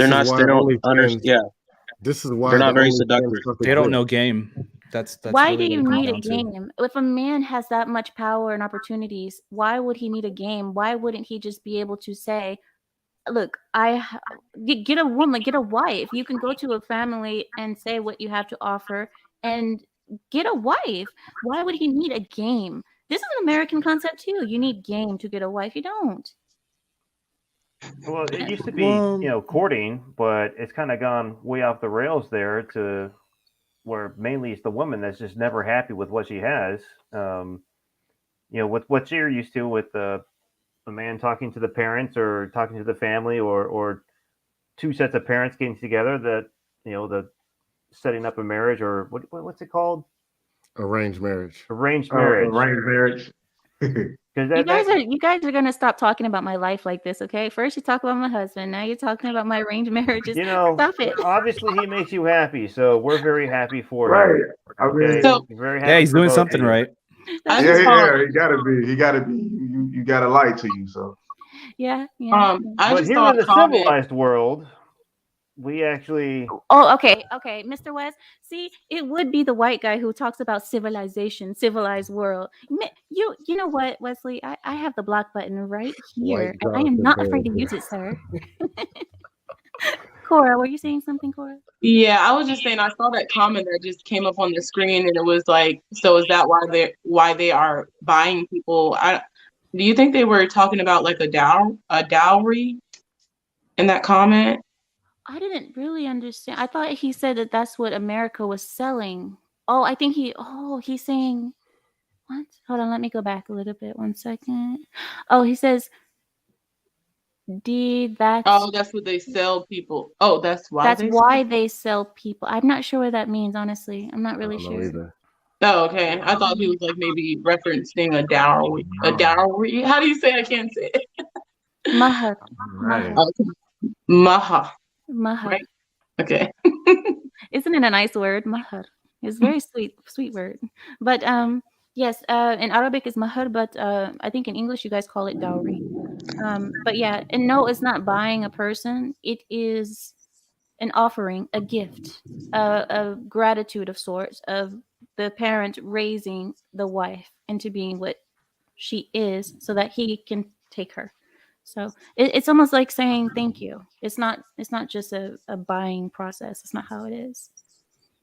Oh, did anyone have anything about the older article that I was talking about? Does anybody have anything on that about men abusing their wives and them having to stay quiet because they should be happy that the man actually liked them enough to marry them?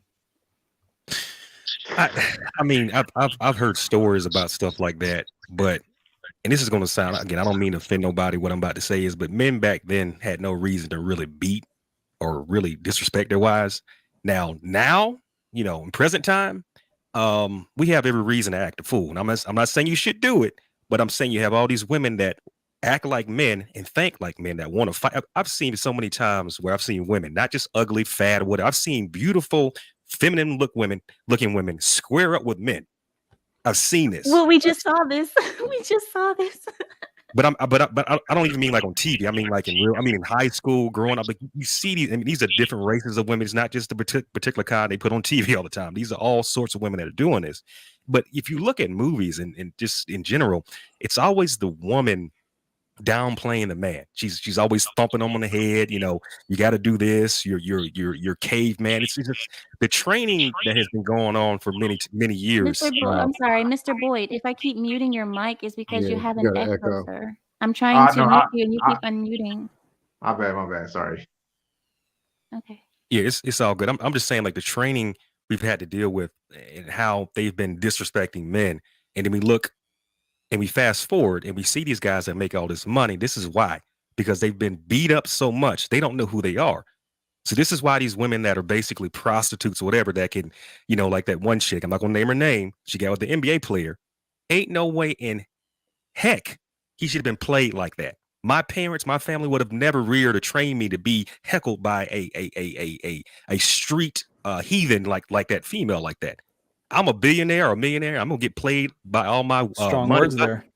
Well, I mean, that's what it is. And that's what men need to come to conclusion with. We got to call a thing a thing. That's what men do. That's what my folks taught me, my uncles, my father, whatever it may be. I had real male training. This is why these women can't play me. He made an adult decision though. He's still held accountable. Isn't this insane? Like, just those Yeah, words from yeah, Mr. man. Boyd are just like, and the thing Hey, is, man. so many men, this is why I talk about men training, men being You trained to played get yourself. married, because this is why men are so tolerant. And this is why I said this is the issue. You're too tolerant. And so many men don't say anything and they're quiet. The red pill section of YouTube is something so triggering to so many women because it's the first time that they've actually heard men talk about them. Ameera, what I think is the reason why majority of men are so tolerant is because there's such scarcity of female intimacy that if they push back in any way, shape, or form, that intimacy they feel is going out the window, and they're like, "Oh no, I cannot do that." That is That's what so I think. crazy. I can, you know what? And I've heard about this. Like even one of my friends, she got married, and she was speaking about. Now this is going to get a little bit adult conversation. So anybody who is under the age of 23, please, exit stage left, because this is going to get a little bit adult. When my best friend, who is no longer my best friend, but she's trying to come back, she got married really quickly. So I got engaged first with my husband, and then she got married straight away to the most random person, the first person she found, because women are competitive. So, and I married in 5 weeks. So you can imagine how fast she just picked up a random guy and got married. That's how quick, because the competition, she didn't want to be outcompeted. So she married him, and then when she got married, she married a man. So she's the type of woman who's very strong-minded, very much like, I do what I want. This is it. But very much Democrat, very much opposite of me. Very much opposite. Very masculine, very everything. She comes to me and she says, my husband, he wants to have sex, but I'm not going to have sex with him because, I'm not in the mood, and, I haven't been in the mood for the past month or so, but he needs to be understanding because sometimes I have my menstrual and this is something, and then my mood gets upset, and I'm not going to force myself to be in the bed with someone. This is how she was talking to me. Little does she know that in my head, I'm sitting here like, he should divorce you. But I didn't say that. I didn't say that. But the women using sex against the men to say, oh, well, you didn't do what I want you to do, so I'm going to withhold this thing, for us is so insignificant in our culture. This is so insignificant. For us, I couldn't do that for my husband. I couldn't say, like, I'm going to withhold this and then it's going to teach you a lesson. My husband will say, okay, I'm withholding the money. How about that? Your Bentley key, that's going to stay in my wallet too. Everything is gone. We don't have this, because also in our culture we're taught that the woman should never say no to her husband. So even after punishment, I would end up getting taken to the mosque, to the wherever, in front of elders, and rolled out in front of everybody because of what I was doing. It would be horrific. It would be a horrific thing that would happen to me. But in America, women do this, there's no consequence, and men are actually afraid to tell them anything because they're like, well, I'm going to lose the intimacy. This is absurd. They don't want to lose the house and the kids. That's the problem. That's another factor there too. But I think the intimacy is probably up there, like top 2, maybe. Men should not let this have control over you. Why do you let this have control over you? Do you not have any control over your woman? Do you not have anything that you can use against her if she starts acting this way? Is there no consequence? Is there nothing else that you can do to make sure that she learns a lesson? And can I just say this too? It depends. A lot of people. One at a time, guys. One at a time. Okay. A lot of people, I've said this before, and a lot of people, especially women, don't like this. But I believe, and I was taught, that there's no R word within marriage. I think it's ridiculous that you can go and like charge your husband for the R word. Like, what? Like, when you got married, you gave yourself to him. Like, you belong to him. You're his possession. So how can he R-word you? Like, what? That's ridiculous. But yeah, I just wanted to say that point. I might make a video on that pretty soon. I know, Mr. Boyd, you're going to say something too. I might make a video about that soon, Miss Cora, because but this video is going to be very triggering. And also, I know YouTube doesn't like me very much. YouTube has been deleting my personal videos left and right. But I do plan on making this video because there's 2 videos that I want to make. One being that I still believe women should not vote. The second being I do not believe a married woman can be R'd by her husband. So these are very controversial videos, but these are not trolls. This is what I think. This is my honest opinion. If you want to debate me on it, feel free. But this is very honest from me, from inside of me, how I feel. This is real. So go ahead, Mr. Boyd. I'm sorry. Oh, you good? I mean, I think I just got my perception. One of my perceptions is, I would want my woman to be at her best, before she does something, because I'd rather her be in a situation where she wants it instead of feeling like she has to give it to me, because that, to me, that's how I feel like the satisfaction is going to be at its greatest when she's in the mood, when she isn't so stressed out, when she isn't so, so wrapped up, with her day, and because she could have family problems, going through with her mother, not getting along with her siblings or something like that. So I would want her to have a clear mind specifically before I lay down with her, get into bed with her, because I wanted that situation to be fluid, so. I just think the whole power situation. Remember, a lot of men are raised by women. They ain't seen nothing else, so they don't know. This is taught behavior. And then the TV, then Democrats, then the cell phone. This is what you do now, unfortunately. And to go back to the first of all, Ameera, holy smokes, you got some golden nuggets. I think that's the first time I've ever heard a woman ever say, "I think women should not be able to vote." That's something that is got a lot of truth. That's a discussion that needs to be had. Yeah. because that's very triggering for a lot of women. Very true. And there's a lot of stuff that there's a lot of things that coming from your culture that's polar opposite to, you know, the free and very individualistic America that we have today, that's extremely has an extreme emphasis on everyone has a choice. You can do whatever you want. Um, and you asked the question, isn't there consequences? Why do men tolerate this? Well, the system, especially the divorce system, is not set up to support the man, which is it strips away a lot of power from the man, and it gives the power back to the wife or the woman that can get free money from the man, take all of our hard-earned money from the man, take our Agreed. children away from the man. Agreed. You listen to these horror stories of, you know, men committing suicide because it's so traumatizing, going through a divorce or the wife threatening divorce. You think the whole withholding sex is intimidating. Wait till you see the horror stories of the court system siding with the women and treating women today as if it's still the 1920s and they're not capable of working. You know, and there's a lot of women that they exploit that. They use that to their advantage. And us men, we're like, holy shit, there's a lot of risk associated with marrying women today. Because a lot of women are encouraged to say, oh, fuck that guy, get your money, get the kids, and live your best life. Yeah. Right? No commitment. No, let's work things out. No, marriage is messy and you got to talk it out and stay committed. You have one disagreement.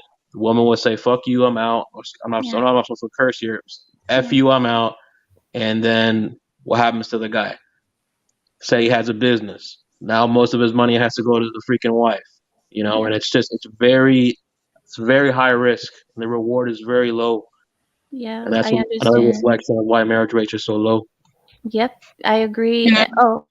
Oh, really quickly, Mr. Boyd, I want to I want to say something, but I don't want to, because everybody's entitled to their views. There's no way that I'm saying you're not entitled to your views at all. Are you married? Go ahead. Go. Yeah, you Are got you it. married? No, I'm not. That's currently what I'm preparing for. So yeah. Okay.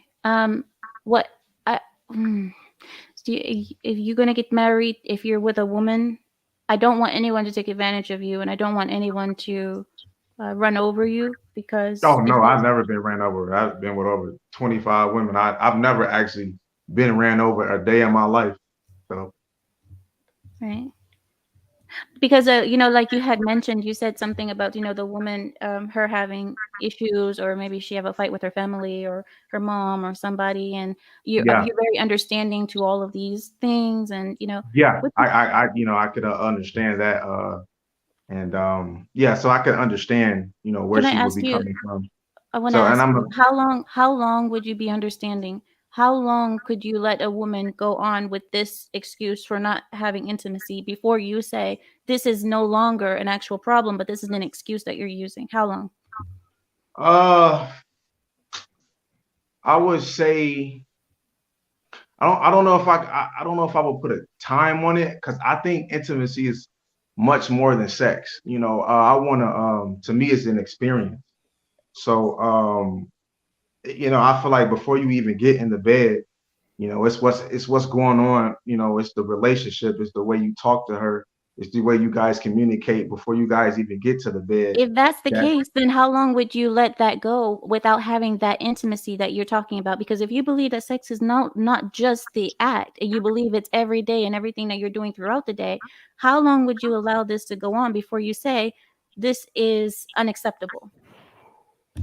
I can't put a time on it, because the way I have done it, it works for me. A woman has never actually withhold sex from me. So I've never really experienced that. I always, I've been having sex, I've had a lot of sex in my day. So I don't have to put a time on it, because it's the person that I am. I'm very understanding, just period, just anyway. And I want her to be at her best when it comes to sex, but just specifically in life. Like, she has a voice, she has a mind, she has a body. Anything could be going on with her, And if anything, I'm gonna support her through that. If she is got a certain, body, something going on with her body, then I'm gonna, go through that process with her, and then I'm gonna hold her hand with that, and I'm gonna go with it with her. And then, when it's when the Can I ask you a situation, question? I yeah, want to go ask ahead. you a question. Do you Yeah. think that the woman would be as understanding as you are being if you did the same? If you said, I'm having a fight with my family, I'm not going to have intimacy right now. Can you be patient for who knows how long until who knows being? Do you think the woman would treat you the same? Well, to me, as a man, I feel like, you got to know what you want. You got to know what you need. So in other words, you got to know the type of woman that you need. So I don't have a problem. I don't have a problem. I know the type of woman that I want. So I know who to target. So I never had that problem because I know what I want. I know what I'm looking for in a woman. So at the same time, I don't have that problem. Okay. Okay. Are you married? I have a lot of questions, but No, I don't want to keep it going because I don't no, want you I'm to feel not. uncomfortable. I don't want you to be I uncomfortable. So we can let that no. go then. I I've been through so much. Like I love this. This is amazing. I'm glad that I'm able to be on this platform to even speak, about perspectives on life. But Yeah, I do no, I'm appreciate your not opinion. married. Yeah, I'm not married, but I'm like I said, I'm preparing for that, and I'm excited for it. And yeah, I wish you the best. I wish you thank you the so Can, best much. of luck. can Yeah. I ask him one question? Cora, Just one, Ameera, just one. It's not like a bad question. please go ahead. Would you be head over your wife when you do get Uh, married? yes, I will. Yes, I Oh, will because that's in me. When a woman that's for me, when she's in my presence, she already know what to do. I don't have to yell, I don't have to scream, I don't have to puff out my chest. I don't have to do that, because as a man, I know that I am that as a man, period.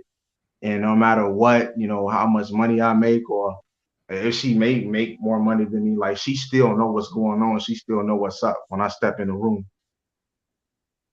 thank you. Thank you guys. I Right. appreciate it. And the reason why I was asking him this is because I understand that everybody can say, you know, when listen, there's a reason why there's a rule that says no partner should deny one another in Islam. There's a reason why you should not deny one another. Only if there's a serious medical issue, which is understandable, and your partner should be understanding about you having a medical issue. When I say partner, I mean spouse. Okay, guys, don't get it confused. But Yeah. that's the reason why. There's a reason why we don't have excuses of I have a headache. I'm emotional. I had a fight with my mother today. I just can't. No, because for us, the body of your wife, the body of your husband, the moment that you guys became married is yours. He is yours and she is his. Does that make Oh, sense? oh, right. You guys are Yeah, that makes together. a lot So of sense. there, one second, Mr. Boyd. Okay, There's okay. no reason why there should be this, because one thing is, how can I say this? Especially for women to deny the husband. You deny your husband tonight. Tomorrow, your husband wakes up and goes out in the world in a compromised position. And you did not sacrifice enough to actually serve him. You did not serve your husband. You failed that night. You failed. If you guys want to say, oh, that's not fair because you're not considering her emotions, get over it. F your feelings. You're married. You have a job. This is your job. So that's my view on it. But other people feel differently. I understand other people are very, sensitive about stuff. I understand. And women force themselves to do other things in life that they don't want to do. Like when they're pursuing a degree, they don't want to go to class. They might be You sick and don't still want to go to get up. class or still turn in those papers, but you can't give your husband 10 minutes. Yeah, I think it's exactly. ridiculous. Exactly. Give him at least what he needs, and then you can go off and keep being emotional, and you can finish crying about your mom and you guys is having a fight. You can finish that later. Take a moment, and that's all I'm saying. It doesn't take, you don't. Well, whatever. I mean, like I said, everybody feels differently about this issue, so we'll leave it at that. And I'm gonna add to that point, Amira. Holy smokes, you are a breath of fresh air. I haven't heard any woman talk like this ever in America. All the stuff you said, it's a breath of fresh air for men. Um, it's like a business, all right? A marriage is like a business, and every individual in that business has a specific role And the man never stops providing for the family. He's always going out to hunt and bring food to the house to the wife. And he's out there stressing, dealing with the crazy world, competing, trying to dominate, and then bringing the food to the wife. And I never understood this, how women are like, oh, I don't want to have sex with my man. I want to have sex whenever I want to have sex. And I get it from a dating standpoint, it's totally different. But from a marriage standpoint, a lot of religions, even Christianity, says that same thing, that your body then becomes property of that man and vice versa. And there's certain things you have to do to continue that healthy relationship for the man. We men have a lot of testosterone. We get very horny. Women should understand this biologically. So how do you lower the chances of us wanting to have sex with other women and cheat outside the marriage? Take care of him sexually, and he'll want to continue to provide for you and please you because you're pleasing him. And it's this back and forth beautiful synergetic thing that's so basic, but we've overcomplicated with this whole, like, I'm a slave, I don't want to be a slave, property. That language is so belittling, and I'm better than that. And it's crazy. Everything in America is very disorderly. Everything you're speaking about is orderly, and it's in line with biology. It's in line with psychology. It's in line with what is necessary to be done. And Sacrifice. all the women listening, you need to listen to Ameera. She's on point. Thank you. I appreciate that. I'm not good at accepting those kind of compliments, but thank you so much. Because the thing is, I just speak on what I know in my marriage, and what I know from my family teaching me. That's all that I know. This is all that I'm saying, and I'm sharing with you a different perspective. Now, is it right? I don't know. All I know is the results, and the results have been better off this way than the other. So this is why I'm just presenting it to you. But yeah, guys. So Tamika said, "Hell, make me property." Yeah, and I wanted to add on to that what you were saying there, 1776, and I agree wholeheartedly what you said. And I have these discussions with women. I went on a date with a woman about 2 weeks ago. It was a coffee date, went to Starbucks and stuff like that. And I have my list. I always tell men or young men or teenagers in high school, whatever it may be, have a list that you need to have so you can be prepared in what you need to accept and not accept. So I had my list and I have my questions I do. And one of my biggest questions I have for females when I'm courting and dating, we're not having sexual relations, we're courting, where this is like an interview here for a potential wife, if that's what you're looking for. I say, what skeletons do you have in your closets? And they usually tell me the truth. And then when they tell me the truth, I go, okay, I can't be with you. And so what I'm saying is, like, these women, or American women, I should say, they're tall in early age, have relations with a lot of men sexually. Go out there and do this, go out there and do that. But when they get 35 or in their late 20s, no man wants to marry them. No man wants used goods. Nobody, I haven't met a human yet that goes to a grocery store and buys a used sandwich for full price and eats it. Nobody wants a used sandwich that somebody else ate. So why do we accept our women to be used property? Then I got to marry you and cherish you like you're a virgin. It makes no sense. I'm so sorry, Cam. Can you give me a wave, please, Cam? I am so sorry, Mr. Boyd. I'm gonna drop you out for a second, okay? I'll bring you back. I'm so sorry, Cam. I apologize for that. Welcome in. Oh no, that's fine. Yeah, I'm so Thank you. sorry. Thank you. I don't know for what reason I thought that it was I don't know, a glitch in my brain. Apparently not. Sorry about that. Okay, Good. Mr. Kulik, I'm sorry. Yeah, it's cool. I'm just saying that we have to, as men, but as women too, you have to look at, why do we accept women to be so basically damaged goods? And you tell men their whole life, marry them, cherish them. No, you get all this mileage on your body, not just physically, but mentally and spiritually. So a lot of these women carry all this mental baggage, and then they come to me or come to some other guy and they're crazy. And I'm like, you've been through all these men that you chose to be with, and then you want me to marry and treat you with respect, and you want my whole bank account, my whole kingdom? No. And this is what this society teaches. And this is why men are deleting themselves. This is why men are going crazy. This is why a lot of men ain't marrying women, because we are accepting used goods. Well, people are taught that. Remember, some dudes, that's who their mother is and who their mother was. And it's instilled in them, rescue me, I'm Big Mama. And a lot of men are taught to go out and seek a woman who is like their mother. because the mother keeps telling them, like, you owe me something. I'm the queen. I'm the, And the so girls, they have to go out here and go Son sell. husbands. the girls become their mothers as well. So I mean, that's an aspect of it too, because they're seeing their mothers in all these different relationships, because she's a single mom and now she's going through all these men, and every 2 years she has another man, but none of these men are marrying her. So it's like, I don't know, I feel like it's on both Yeah. sides. I For can't everyone- imagine what kind of mental abuse comes from that. Like having to see your mother go through men like Yes. underwear, and then But they're being told that woman is strong and independent. And she is successful. And the father wasn't nothing. He was some out there, and it's his fault. And she was the hero. So he goes out and dates and goes and looks for a hero. He gets raised in feminine energy, and he goes and looks for a masculine woman. It's a taught behavior. that's horrific. Mr. Cam, I know you've been watching us. What do you have to say about this whole situation with marriage preparedness and what people are tolerating, mostly what men are tolerating? Well, first, thank you for having me. Hello to everybody. Everything that you guys have been talking about, I mean, it resonates with me. I mean, I had both my mother and father in my life, but I wasn't raised in the same household. So I was raised primarily by my mother, and I ended up moving in my formative years with my father at about 13, and then he raised me from there. That's But the right a lot of way. the lessons, and I thank my mom for that. In fact, we had a conversation a few months ago about this, and I thanked her for allowing that to happen, because a lot of women have trouble relinquishing that control over their firstborn son. And she cried about it, and she said there was a lot of like family members who thought she was a fool for doing that. And I told her she is not a fool. That was the correct action. That I needed my father because she was losing control of me as far as discipline was concerned. Do you know, Mr. and- Cam, that Islamically, that is the right way to do it? That we consider that boys after the age of, I believe, 9, they're supposed to be with their father.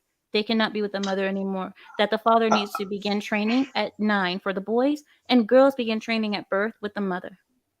And I wholeheartedly agree. There was lessons that I learned from my father that I see a lot of my friends actually struggle with, and the red pill community is showing that loud and clear. A lot of the things that I hear men in space talk about, my father instilled in me. I'm married for 14 years, 3 kids. I'm doing fine for myself. You know what I mean? But I lead from a place of masculine frame because of my father, right? The things he taught me. So, I mean, a lot of you guys are spot on the panel. I wouldn't say that I'm a feminist. I do believe women should have a choice over their lives, but I also believe that as a society in the West, we delude women by not giving them all the information. We do not tell them the consequences of their actions, and therefore they're walking around blind, right? So we sending these women out into the world expecting a certain thing, a certain outcome, right? Go to school, get a degree, find a husband. But that's not typically how it works, and the stats show. And one thing I do know about my generation, millennials in particular, and the space is showing this, is that we are big on stats. We have more information in the palm of our hands than we've had in any previous generation.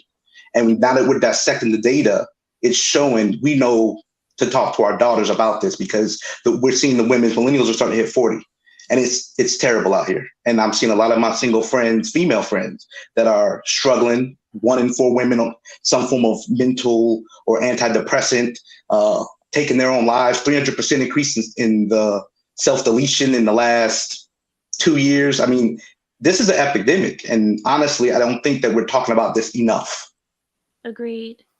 I agree. But the real epidemic is with the men self-deleting, because women, although they have more attempts at doing it, men actually succeed in doing this more often than women. I agree.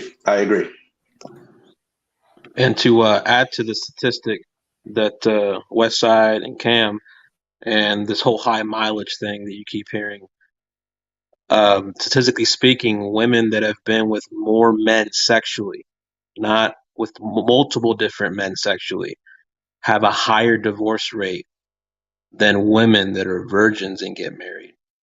I've heard So they that see too. these are patterns that you see, and like you're saying, Cam, consequences for certain cultures, like hookup cultures, and sexually just liberated, right? Which came from the 70s and 80s. Break away from the traditional of being a virgin. Being a virgin today, they shame you and say you're not living your full life if you're a virgin. They'll shame that lifestyle, and that's what you see in you don't see this anywhere else. So Shaming my that you're a wife, virgin. so my wife is a stay-at-home mother. She mothers our 3 children, and she would get shamed for that online. I've seen plenty of women shame other women for not getting the bag themselves. And that's a sad state of affairs. Again, this is what the first wave was about, right? Choice. If my wife chooses to do that, that should be her choice, period. It shouldn't matter what you want to do with your life. If that's what you want to do, cool. But accept those consequences with that choice. And I think that's where we're at in the red pill space of showing the mirror, holding up the mirror and actually holding women accountable for their actions. And a lot of women are actually tuning in and starting to flip as well, which I'm proud to see. Wow. Yeah, I was going to make one more point, then I'm going to slide off. When you're talking about the miles, it's getting extreme. Oh, here we Like, go with the getting- weight. No, not the weight this time. I'm talking about the miles. It's women getting trained and beasted out by the time they're 21. Flew out to Miami, flew out to Vegas.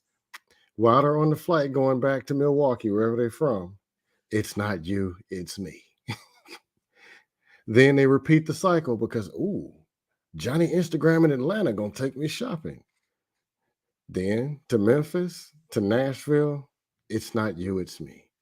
Do you think Then it's a again, copy paste, Mr. Vanderson? It's like a pretty copy much. paste. Then the Q Dogs, then the Kappas, then the dudes from up the block. Then it's the pretty boy. Then they go and get these toys. These toys this big, this wide, weigh 67 pounds. Going to Here the we sex go with the shop. weight. No, they're going to the sex shops getting these toy machines that weigh 58 pounds. The dude got to carry it and put it in a trunk, got an instruction manual. They going and having sex with these toys. Then Oh, I thought you were 6 foot talking about man. a real toy. No, I'm talking about these extra toys and I was like, you're a so pony? I was innocent thinking and like a pony feminine. because it was like 67 pounds. Could be a pony, could be like one of those little fake bulls. And then you're talking about an actual. they're Technically, getting yes. sex toys. Yes, They're getting yes. electric boyfriends that blow out fuses in the house. Like 8D batteries, start up long. Sir. They're doing, and then a dude, a 6 foot good looking man, ain't even appealing no more. They can't even. I'm just saying. This is a family program, sir. Blew that out the No. water. Praise the Lord. What is going on? Yeah, I'm always extreme, but I'm just saying, I've actually met when I lived in Houston, older women I talked to talking about, oh, I need my machine, my batteries, my extra. I'm like, my God, ain't even no point.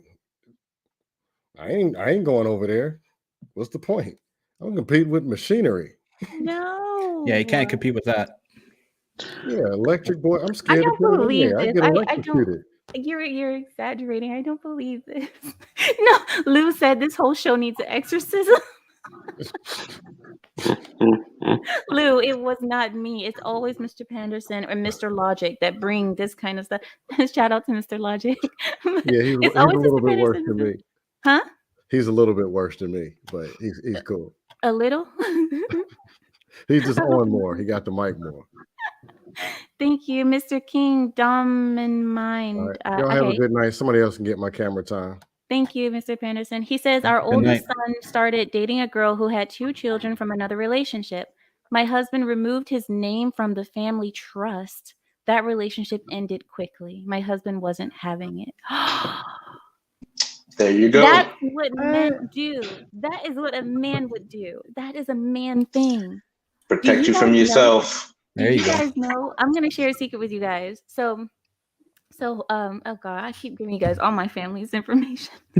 But my family, so my brother-in-law, he wants to get married. Let me not talk too loud. My brother-in-law, he's going to get married soon, yeah?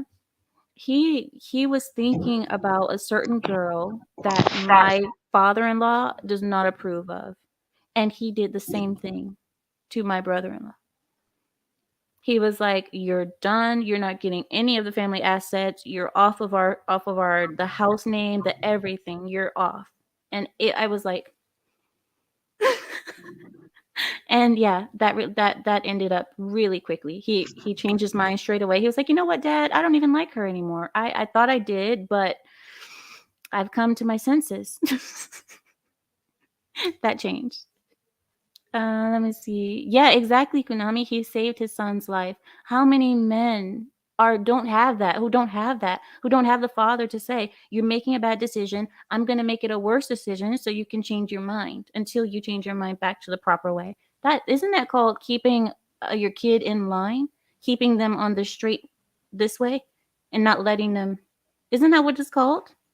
Yeah, Yeah. I think we've kind of, in part of the destruction of the nuclear family, there's been parents are no longer raising adults. They've been spending too much time raising children and not understanding that, well, the child did not become an adult, especially when you have both parents working all the time. They're not. A lot of these younger people are not learning it. Then you have the parents are just thinking, well, I can just keep treating him nice. He'll figure it out for himself, and not realize, no, sometimes you got to be stern. And on the other side of that, it's kind of hard to find a woman that doesn't have kids. It's Somebody said lack of options here. Somebody said no, not yet. Somebody said it's all about the family resources and assets.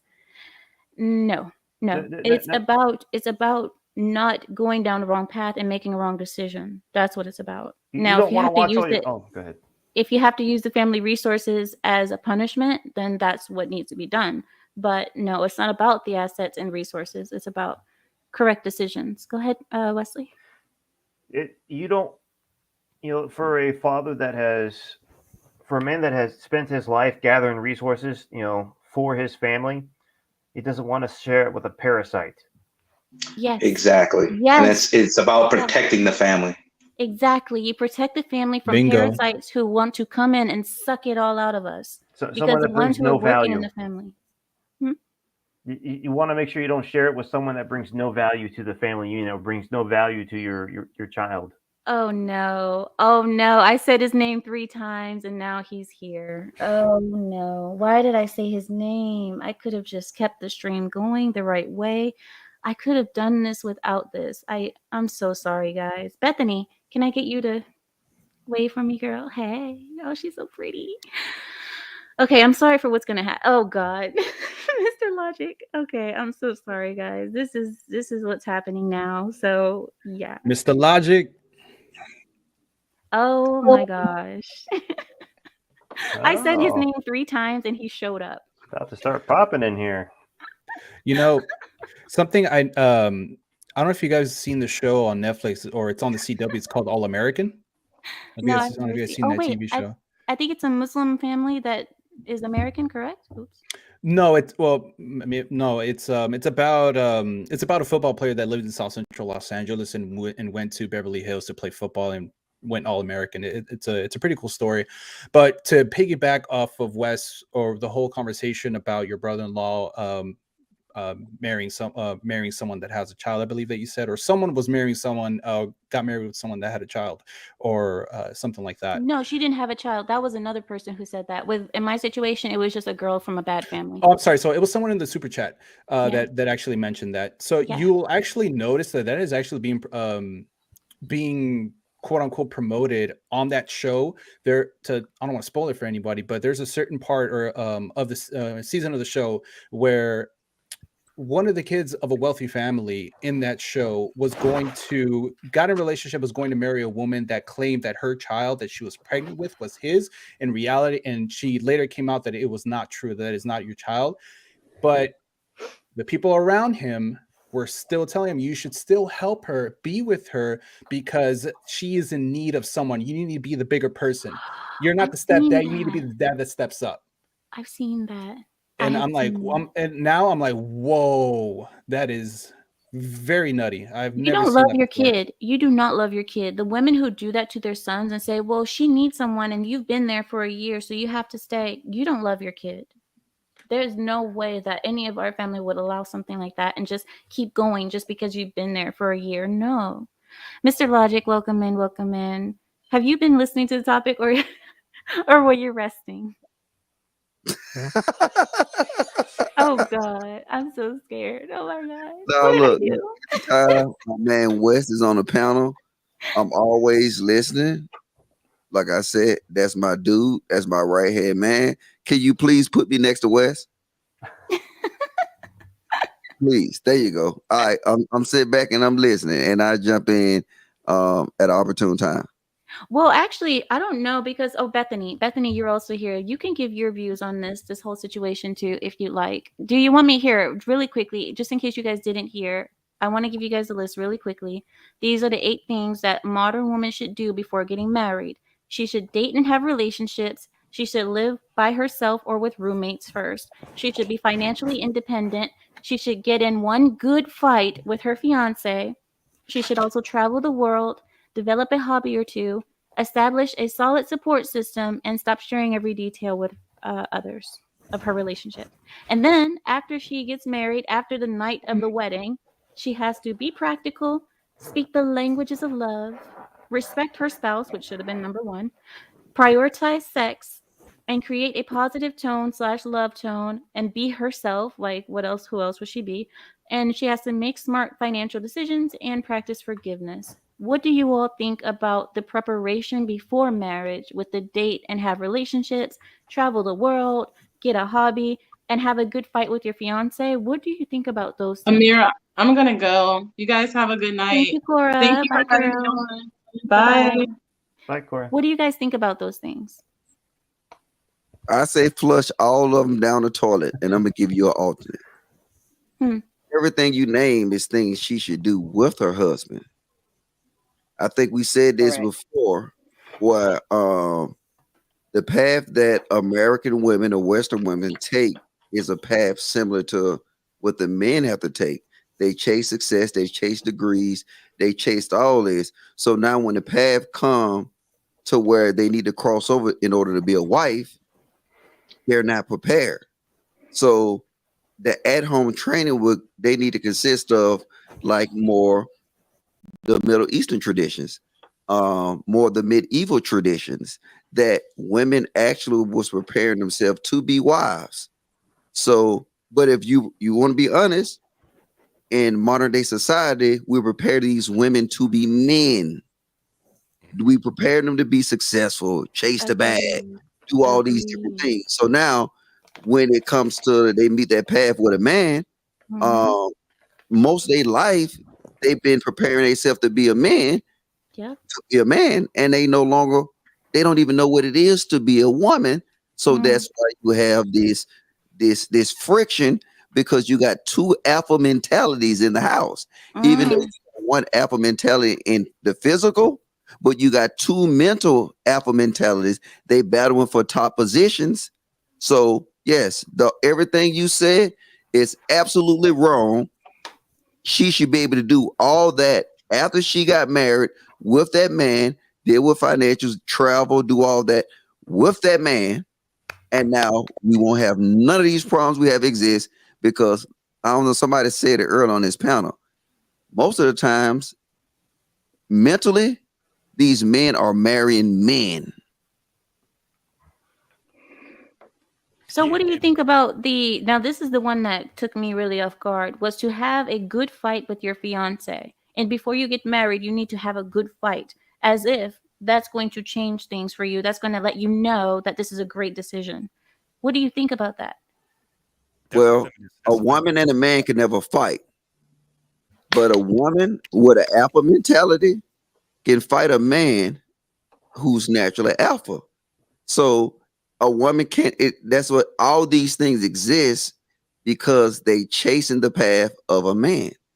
So that's why we'll say, "Hey, you can fight." But I mean, no. Like I said, if you come in my house and you want to fight, ain't no fighting in here. You know what I'm saying? Fighting don't exist in here. And like I said, I can respect Middle Eastern culture, because that don't exist. If they got something to say about their man or whatever, I don't even think they mom would accept that. And that's the difference. Western society, they give women too much power, and women take that power in a form of success, in the form of degrees, and it makes them into mental man. And no real alpha man want a man, want a soft woman. So I kind of agree with that logic. I do. I kind of agree with that. Here's where I would kind of change it in my opinion. Not to completely disagree with you, but I think it's the illusion of power. I think Western society gives women the illusion of power because men still hold the power when it comes to relationship at the end of the damn day.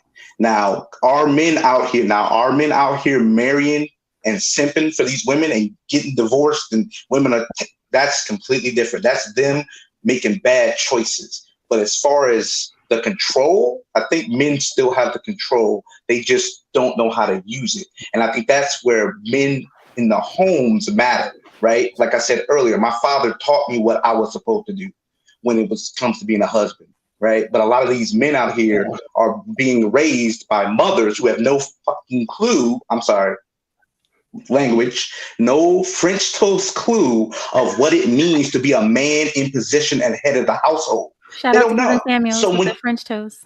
shout out, but these boys are essentially perpetrating men. You understand what I'm saying? Actual men in Western society, actual men still have power. It's not. Does that make sense? Power. That's a small percentage of men. I'm gonna tell you this. But that's my point. It shouldn't be a small percentage. The reason why it is because you got a lot of these men out here being raised by women. Okay, let me tell you. You ready? You ready for this? I can tell who you got that talking point from. That's a Kevin Samuels talking point. And then you verified it for me with the French toast. So now I'm gonna tell you the reality of what you trying to say, and I'm gonna tell you how it don't work. See, women do have the power because if you get married right now and she called the police, whether you did anything to her or not, who's leaving that house? It depends on which state you're in. No, it doesn't. Yes, it does. Yes, it does. You know In what? the state of let me finish. Let me finish. I see what you're saying. I feel you on that. I feel you on that. In the vast majority of states, yes, that's the case. But like, for example, I lived in Colorado. If the cops get called on you in Colorado, both of y'all must going to prison. That's how they roll because they arrest both. It just depends. Now, yes, you are right. In the majority of states, liberal states. Okay, hold on. Let me finish. Yeah, exactly. Liberal states, yes. I live in a Republican state. That ain't the case here. Okay, so now let's come back to reality, right? You spend too much time on YouTube channels. Listen what I'm saying to you, right? And there's no disrespect to you at all. And I know every time somebody said no disrespect, they definitely mean disrespect. So no, it's all good, brother. I know. Yeah, but the thing is women leverage the system. Correct. System gives women advantages. And Correct. system gives women majority of the advantage. Physical power over a man, she has none. You're absolutely right. But she can leverage the court. She can leverage the police. She can leverage so many different entities that she have so much more power than you. And it's crazy that you sit here and say, like I said, it sounds good on a YouTube channel, but in reality, that talking point is so invalid. I'm just saying how it is. All I'm saying is, and that's keeping the realm of possibility, even if you marry an American woman. Again, the ball is in your court, fellas. You do with the information that you have what you will. Would I recommend to my son marrying an American black woman right now in 2022? No, I would not. You would have to go out of the country. You just said that the men have the power. But what I'm saying, but that's part of his power. You understand? Choice. He doesn't have to choose you. You understand? But that's not power. That's an option for him. That's my point. It's always an option, but that's a power he leverages. No, he don't have to choose you. See, that's a cop out. That's a lack of accountability on the male side, right? You don't concede that the women has the power. No, you're not. But look, watch this. I'm telling you, Go to some of these Middle Eastern countries and you will see what I'm talking about. And I'm tired of saying the same shit on all these lives and nobody don't fact check me. Go to west of Salt Lake City and then you will see what you say don't exist in the United States exists. I didn't say it didn't exist, brother. Again, I'm not saying I agree with you. No, I agree with you about liberal states. No, I said I agree with you about liberal states in that situation of calling the cops on your spouse. Yes, you are 100% correct, brother. But what I'm saying is men still hold the power because we hold the keys to relationships. What I'm saying is men should be vetting their woman properly. And if he can't find a woman here, why is he searching? Here. One second, guys. I do want to get Mr. Boyd in and Bethany as well because they are the new guests here. Do you want to add anything in here, Mr. Boyd? Go ahead, Bethany. Go ahead.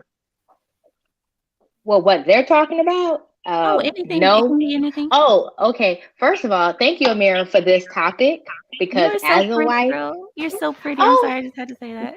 So I'm not gonna come on your live half stepping. I can't do that. Thank you. But as a wife, I appreciate this topic because people don't know what it takes to be a wife and just how you should carry yourself. I spoke to you before on this topic, but I came in I was born in a two-parent home, so I was raised to be a wife. And it's funny you made the comment about even serving your cousins. For me, I'm the only girl with 3 brothers, and so yes, I was raised to serve my brothers. And we're all kind of close in age, but my mom was there cooking. I was helping prep or, cleaning the dishes, whatever. Everybody had their roles to play. I never cut grass. Maybe we would tend to the garden or whatever, but other than that, no, my dad was like, my wife or my daughter are not going to be seen cutting grass when there's a grown man and 3 sons here. Like, right. And my mom's like, that's exercise. Like, that's exercise. What's the big deal? He's like, no, my pride won't let you even do that. It looks really bad for the family when you have men in the house resting and women outside doing the hard work, the men's work. And it makes things so much simpler when everybody knows their role, when everybody knows their job. I think everything has got so confusing because everybody wants to share their jobs now. The men want to wash the dishes, the women want to go outside and work. Everybody's job is so mixed now that people don't know like how to even act in a marriage, in a relationship. They don't know how to interact with one another. It's just like a business. It really is not it's not much different. It's just like everyone's got a role, everyone's got different responsibilities. You understand your limitations and issues that you have, that you're good at or you're bad at, that your partner can help you out with. Yeah. If I'm terrible at cook, I can't cook for nothing. I'm gonna burn everything.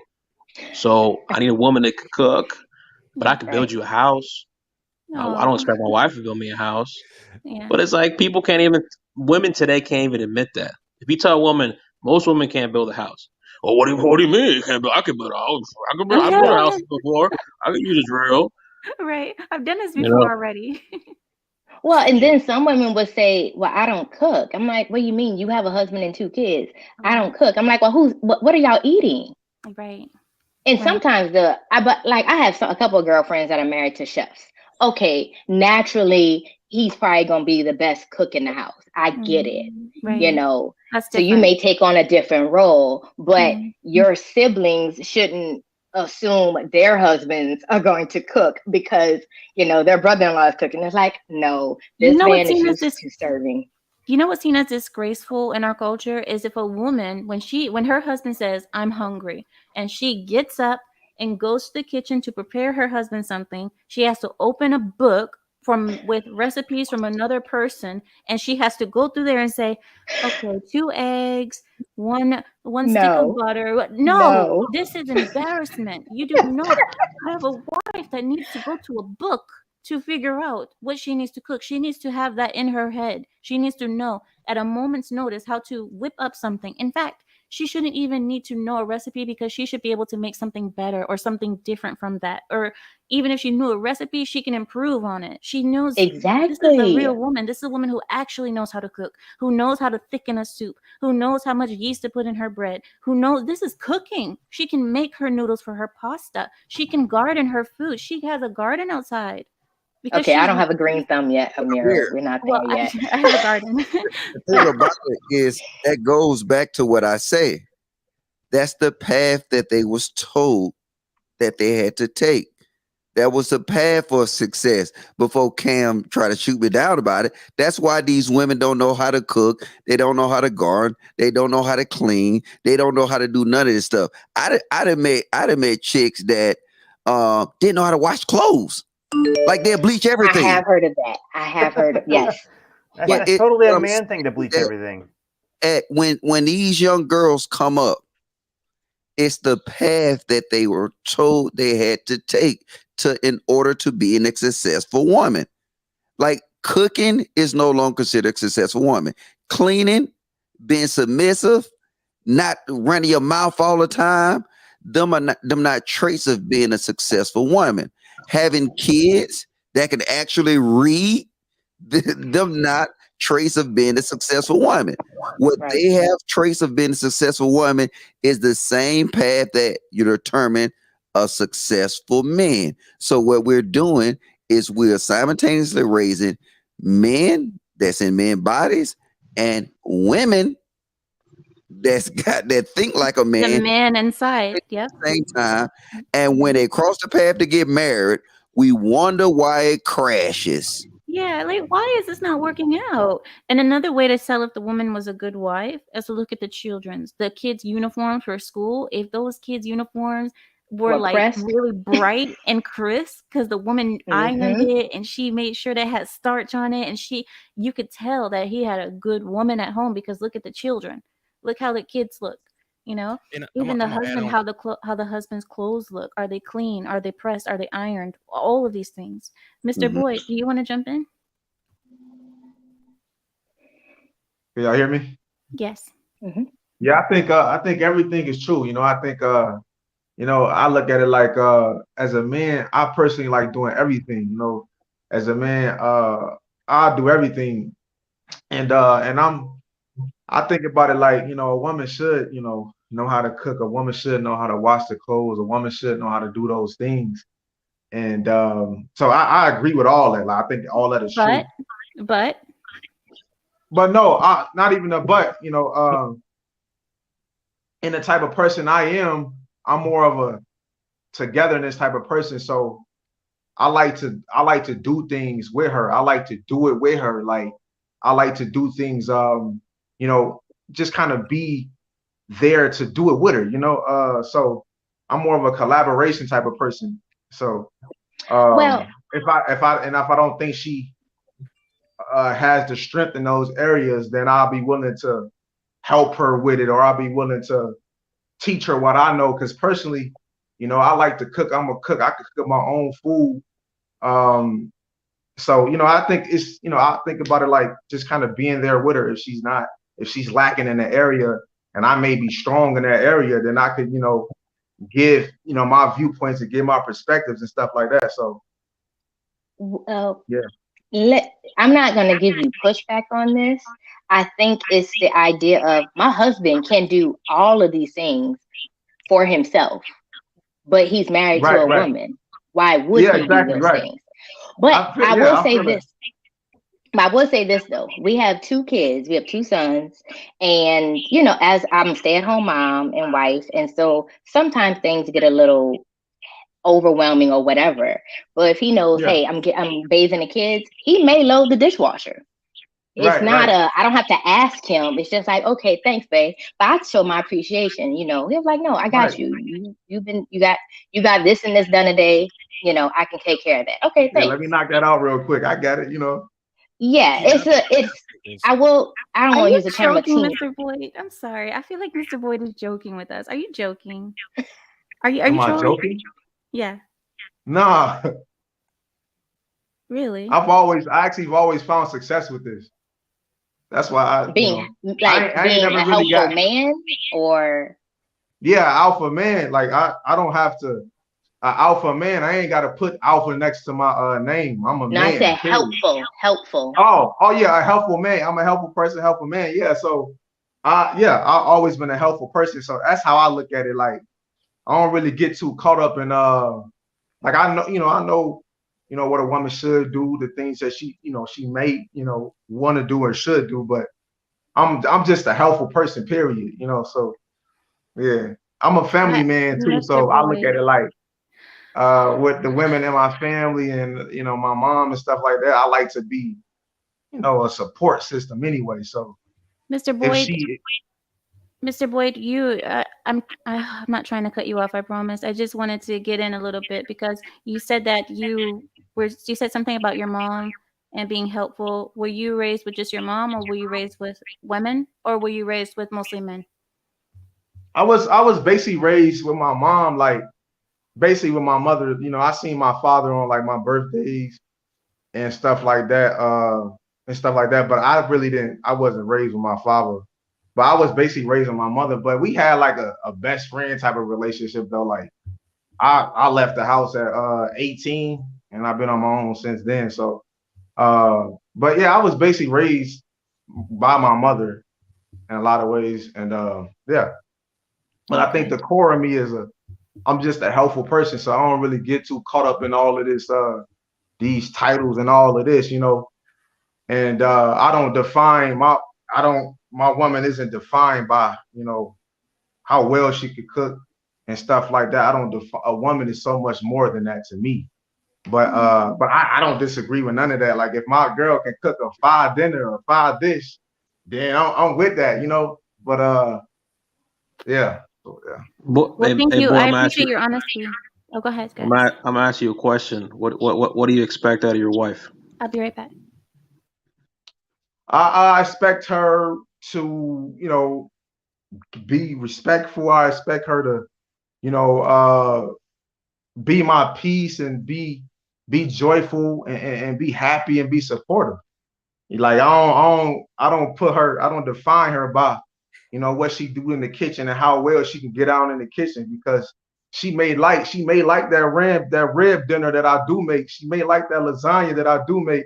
She may like that soul food in the kitchen that I throw down on Thanksgiving. So, that's how I look at it. You feel me? So I don't really got that. I ain't never really had no problems though. And for me as a man, I'm a man. Like I said, when I step in the building, I'm a man, and women around me, they automatically kind of submit to me. So I don't really actually have these problems that men be having for real. So that's probably why I think you said women. different. Oh no, I'm sorry. Go ahead. I'm sorry. I thought I was on mute. Oh, I don't really have these problems where men feel like women do this, and I obviously know like women need to get their act together. Like I feel like women need to hold women accountable and that sort of thing. But I'm more about kind of holding men accountable. I'm on that side of it anyway. So I just but I know women need to to learn certain things and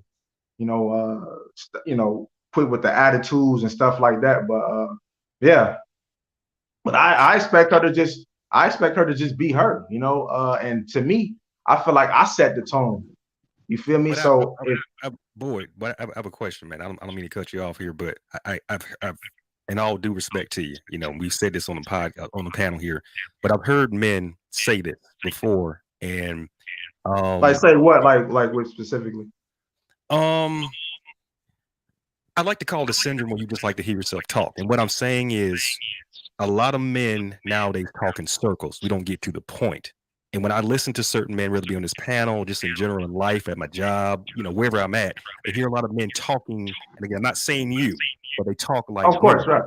You know what I'm saying? So men, we got to get to the point. We repeat ourselves a lot. Men like to get on here and be, challenge each other. And it's already been said. My thing is, we got to get to the point. Like, for example, this whole society is based off a woman's frame. And there's an echo going on. I don't know. I'm hearing an echo. I probably got to move mine. Yeah, so I would just say everything is based off a woman's perspective, and in men we talk in circles. We get into these environments. We want to challenge each other. And one thing women do really good nowadays, especially these lower form women, they will stick with each other through thick and thin, whether they're right or wrong. And men, we get on here, we want to boast and brag and compete. And men, we don't compete. When something is said, you need to say something better or say something that makes the movement go more so. So my point is, like, if you look at the stats nowadays, there's a lot of men that have so-called children with these women that are not even theirs. I'm not concerned about women and making them feel good and all this kind of thing. If you looked at the stats, I'm talking about married men that their whole life, you think that's their child, you would pass out. This whole American society is based off a woman's frame. You go somewhere else, you have men. This is why these wars are happening. Everything's based off what's between a woman's legs. Let's be real. Everything's based off that. Okay? The great vagina. That's what all these wars and all this stuff is based off. My teaching was not to be based off what's between a woman's legs. It's based off building your kingdom, your lineage, and keeping yourself balanced. But over there in the Middle East, you know why they're fighting so much? Because they're trying to prevent their women to become these demonic feminists. And I'm saying this too. Y'all might not like this. Feminism is worse than racism. I don't care what none of y'all say. Feminism is the most demonic thing ever known to mankind. Ever. And I attest to the men in the Middle East fighting because they don't want their women to turn into the West. I attest to that. That's very good. A lot of people don't know that. A lot of people don't know that they're fighting to keep the West out. That's right. I know this that's right. That's right. And we got to understand this. This is why, again, I don't know the culture totally, but this is why some of the women are wrapped up in certain clothing. You're not supposed to see your woman's hair. You're not supposed to see your woman's legs. We got women out here with their I was at the gym today. I saw a woman's everything in some spandex. She was bending over. I saw everything. I saw her birth canal. She didn't have no panties on or nothing. And then she's telling me I'm supposed to respect her. Wow. I'm supposed to respect a woman like that and take her home to my parents? No. That's a hump and dump and get on. But society teaches us to respect, be kind, be a gentleman with these fools. No, not at all. Because if you look at societies that have been broken down, the two things that messed it up was feminism and the LBGT. I'm going to say it again. The two things that killed all societies was feminism and the LBGT. And this is what's happening in America right now. What's taking over? That's why it's so crazy. And I'm gonna add to that. That goes back to my excellent speech. I'm gonna add to that. It all comes down to what the society tolerates and what they don't tolerate. The strongest nations are they don't tolerate bullshit. They don't tolerate shit that's weak. They don't tolerate things that's destroys order. That's gonna destroy it long term. America is eating itself alive because we're all about pleasure versus virtue. We're not looking at the long-term generation of how this is going to affect 2 to 3 generations down the line. We're living off of the corpses of dead bodies today, of people that sacrificed their life for us to have the freedoms we have today that we're just flushing down the toilet easily, And this is, West Side, man, we're on the same page 100%. There's no more time for sugarcoating. There's no more time for obscurities, grayness. It needs to be simple, black and white. This is what we should tolerate. This is what we should not tolerate. We need to stop tolerating weak men, cowardice behaviors, people that won't step up and say, that's some bullshit. We shouldn't be tolerating that. Don't teach my children that.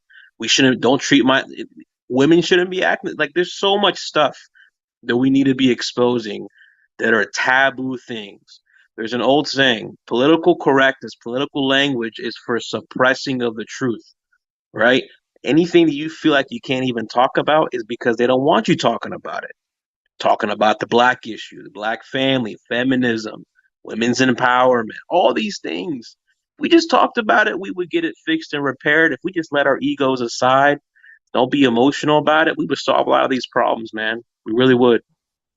But the problem is we've given women in the West inflated egos, and dampen the male ego. That's why you got a lot of men out here that can't stand up for themselves, don't have any principles, don't have any morals, can't even stand on their word, right? If you say something, if you have a disagreement with a man, typically a man handles that with his words. And if it's facts, if it makes sense, logical sense, he's going to take that advice into consideration. But a lot of the times you have these wishy-washy dudes that don't really have anything to stand on because they don't have fathers in the home to instill that in them. I am loving this so much. You guys have no idea how much I love this. I love it when we have people, especially men, that are coming up and speaking this way, because this is something that I speak about all the time on my channel. And the moment that you start talking like this, you're going to get called all kinds of names. You're going to get called, white supremacists, what have you, because what the thing that they're trying to do is to get you from stopping and speaking the truth. The truth has nothing to do with race. It has to do with many other things that people aren't caring about. They're just not willing to open their minds and hear what you guys are saying. There's so many problems here. There's so many problems in the West with the family structure that's creating more problems. Yeah, can I add on something? This kind of goes off the thing a little bit, but it goes back into the point here. And no offense to nobody again, but I want to get on this whole thing for a little bit. There's no such thing as white supremacy. Now, there's a white inferiority complex set up for you. But this whole thing about where a man is supreme over me based off his race, or if he's green or black, whatever, that's another Nazi Zionist, if you will, skill set they've hypnotized you guys with. Okay, it's actually called Marxism. It's called Marxism, but the way that they're doing this, by instead of making the capitalist the enemy, they're making the white man the enemy. Yes, and Wesley. Yes, and it all distracts us from really what's going on here is the fight between man and woman. That's what's really going on right now. When you lost your woman and vice versa, that's what we need to concentrate on, bringing that back in balance. We out here fighting and competing. I want to see women nowadays learning. I want to see a women's sport league, if you will, how to sew, how to cook, who can put on the fastest diaper, who can put on the fastest, I don't want to say makeup, because makeup is some other stuff, but I mean something like that, a real feminine type. Who can sew the fastest blanket? Yeah, it's women competing with me, lifting weights and wrestling and boxing. I mean, this is bad. This is bad. Y'all need to do something about this. Y'all really do. It's just disorderly, bro. Disorderly. No structure, no foundation, nothing. No one wants to be bound by any rule, any morality, any religion. It's the flaw of too much liberation, too much liberalism. All right. But that's what happens when you remove the father from the home, right? There is no structure. There is no foundation. How do you raise a child with structure and there's no father? Bro, look at the black community. It's a prime example. 70%. It's a prime example, bro. All right. 70%. I love my black people. 70% fatherlessness. We crazy. I used to live in Detroit, Michigan. Crazy. There was no white people in Detroit. Bro, there was south people side of looking Chicago. like me. I feel that. Bro, no police. Broken down. You can buy a big ass house for like $5,000 because no one wants to live there. It's nothing but black people. Destroyed by us, by our own kind. We have to talk about it. I want to answer this question really quick because we have to shut down now. I only have like 1 minute left on the clock. But do you guys see the question? He says, Ameera, is Islam the path to change this trend? And I want to answer that honestly. At this point, because Christianity has been convoluted, has been corrupted to the point that it is, I believe that Islam is the last answer. Islam is the only thing that hasn't been fully corrupted, although they are trying to push this, as you call it, the LGBT and all of this liberalism and this kind of like social Marxism. They're trying to push this into the Islamic community by separating the Muslims through color, by saying, because in Islam, we have every color under the book who are Muslims. It doesn't have anything to do with your color. But what they're trying to do is come into Islamic places, mosques, and separate us, divide and conquer through race. And I'm so glad that the Muslims are standing together and saying, no, this is not what it's about. It's not about color. It's not about race. It's about culture, it's about values, it's about family. So thank you guys so much. I appreciate you guys for joining me on this panel. This has been an incredible panel. Can I just say that? Can I just say this is incredible? And it's so good to have, thank you guys for actually speaking up and speaking out. And thank you, Bethany, for being beautiful as always. And so conservative. Thank you so much. So Hey, I love married life and being a wife. So I think one day, you know what? Can you email JR? Maybe I can interview you one day. And I want to ask you about your life and how you get it. One day, just email JR for me so then we can we're gonna have to talk, Ameera, because I'm gonna be honest. My husband asked me, because I've been on a couple of different channels, and just as a guest, nothing serious, and he was like, he gets the idea of the topics, but for him, he's kind of like, okay, you can't be on for 3 hours. You have small kids. We have things to take care of at home. And I'm trying to find that balance to where it's like, okay, how can I still not make this my outlet because I feel passionate about it, especially being a woman of color that's married, and I would like to say successfully married. I want to give my perspective. I think it's rare. Yeah. But I'm still trying to find that balance. Like, how do I keep, obviously the family unit going and playing my role, but also like, hey, babe, you can give me a couple hours a week, or I mean, we'll have to talk that out wife to wife. I'm like, hey, is your husband good with all these hours you put in? I had to beg my husband to allow me to do what I'm doing, because in my culture, this is not really something that women do. Most, and my husband, he heard my passion. Even before I started coming on to the YouTube scenes, I was talking to him about it, and I was talking his ear off, and he was tired of hearing me talk about this. He was like, you know what, if you want to do the YouTube thing, fine, you can do it. I have rules to it. I'm fine. But yeah, most men don't really allow their wives to do this, and I appreciate my husband for allowing me to have the opportunity to do this, because if it weren't for him allowing me to do this, I wouldn't be here. So no, I'm in that same boat. My husband's like, can you monetize this? Like, how is this going to be worth your time? Because he's like, time is money. Like, what are we doing here? We have a business to run. It's a busy year. Like, I was like, okay, let me figure this out. Well, I want to, let's have a talk. Email JR and see what we can do about that, because I would love to have this conversation with you. If you are interested, I would love to. If your husband gives you permission, of course. Oh, I'm happy you said permission, because some people are like, you got to ask permission. Like, yes, he runs the house. Yes, I do. And yeah, it's expected, because your husband, if he's actually your head, you should be asking for permission. I hate this. I really hate this. Women are like, I don't need to ask my man for anything. You don't have to tell me what to do. I'm a free being. I can do what I want. I'm not your slave, Then don't get married. Just stay by yourself. Don't do this to a man. Don't come into his life promising to be a good wife and then turn out to be the worst thing that's ever happened to him. Correct. Thank you guys for joining me. I appreciate you all. Thank you, This Ameera. long live stream about training and family and tolerance. Goodbye, guys. Appreciate you, Ameera. Thank you, Ameera. Thank you, girl. Bye.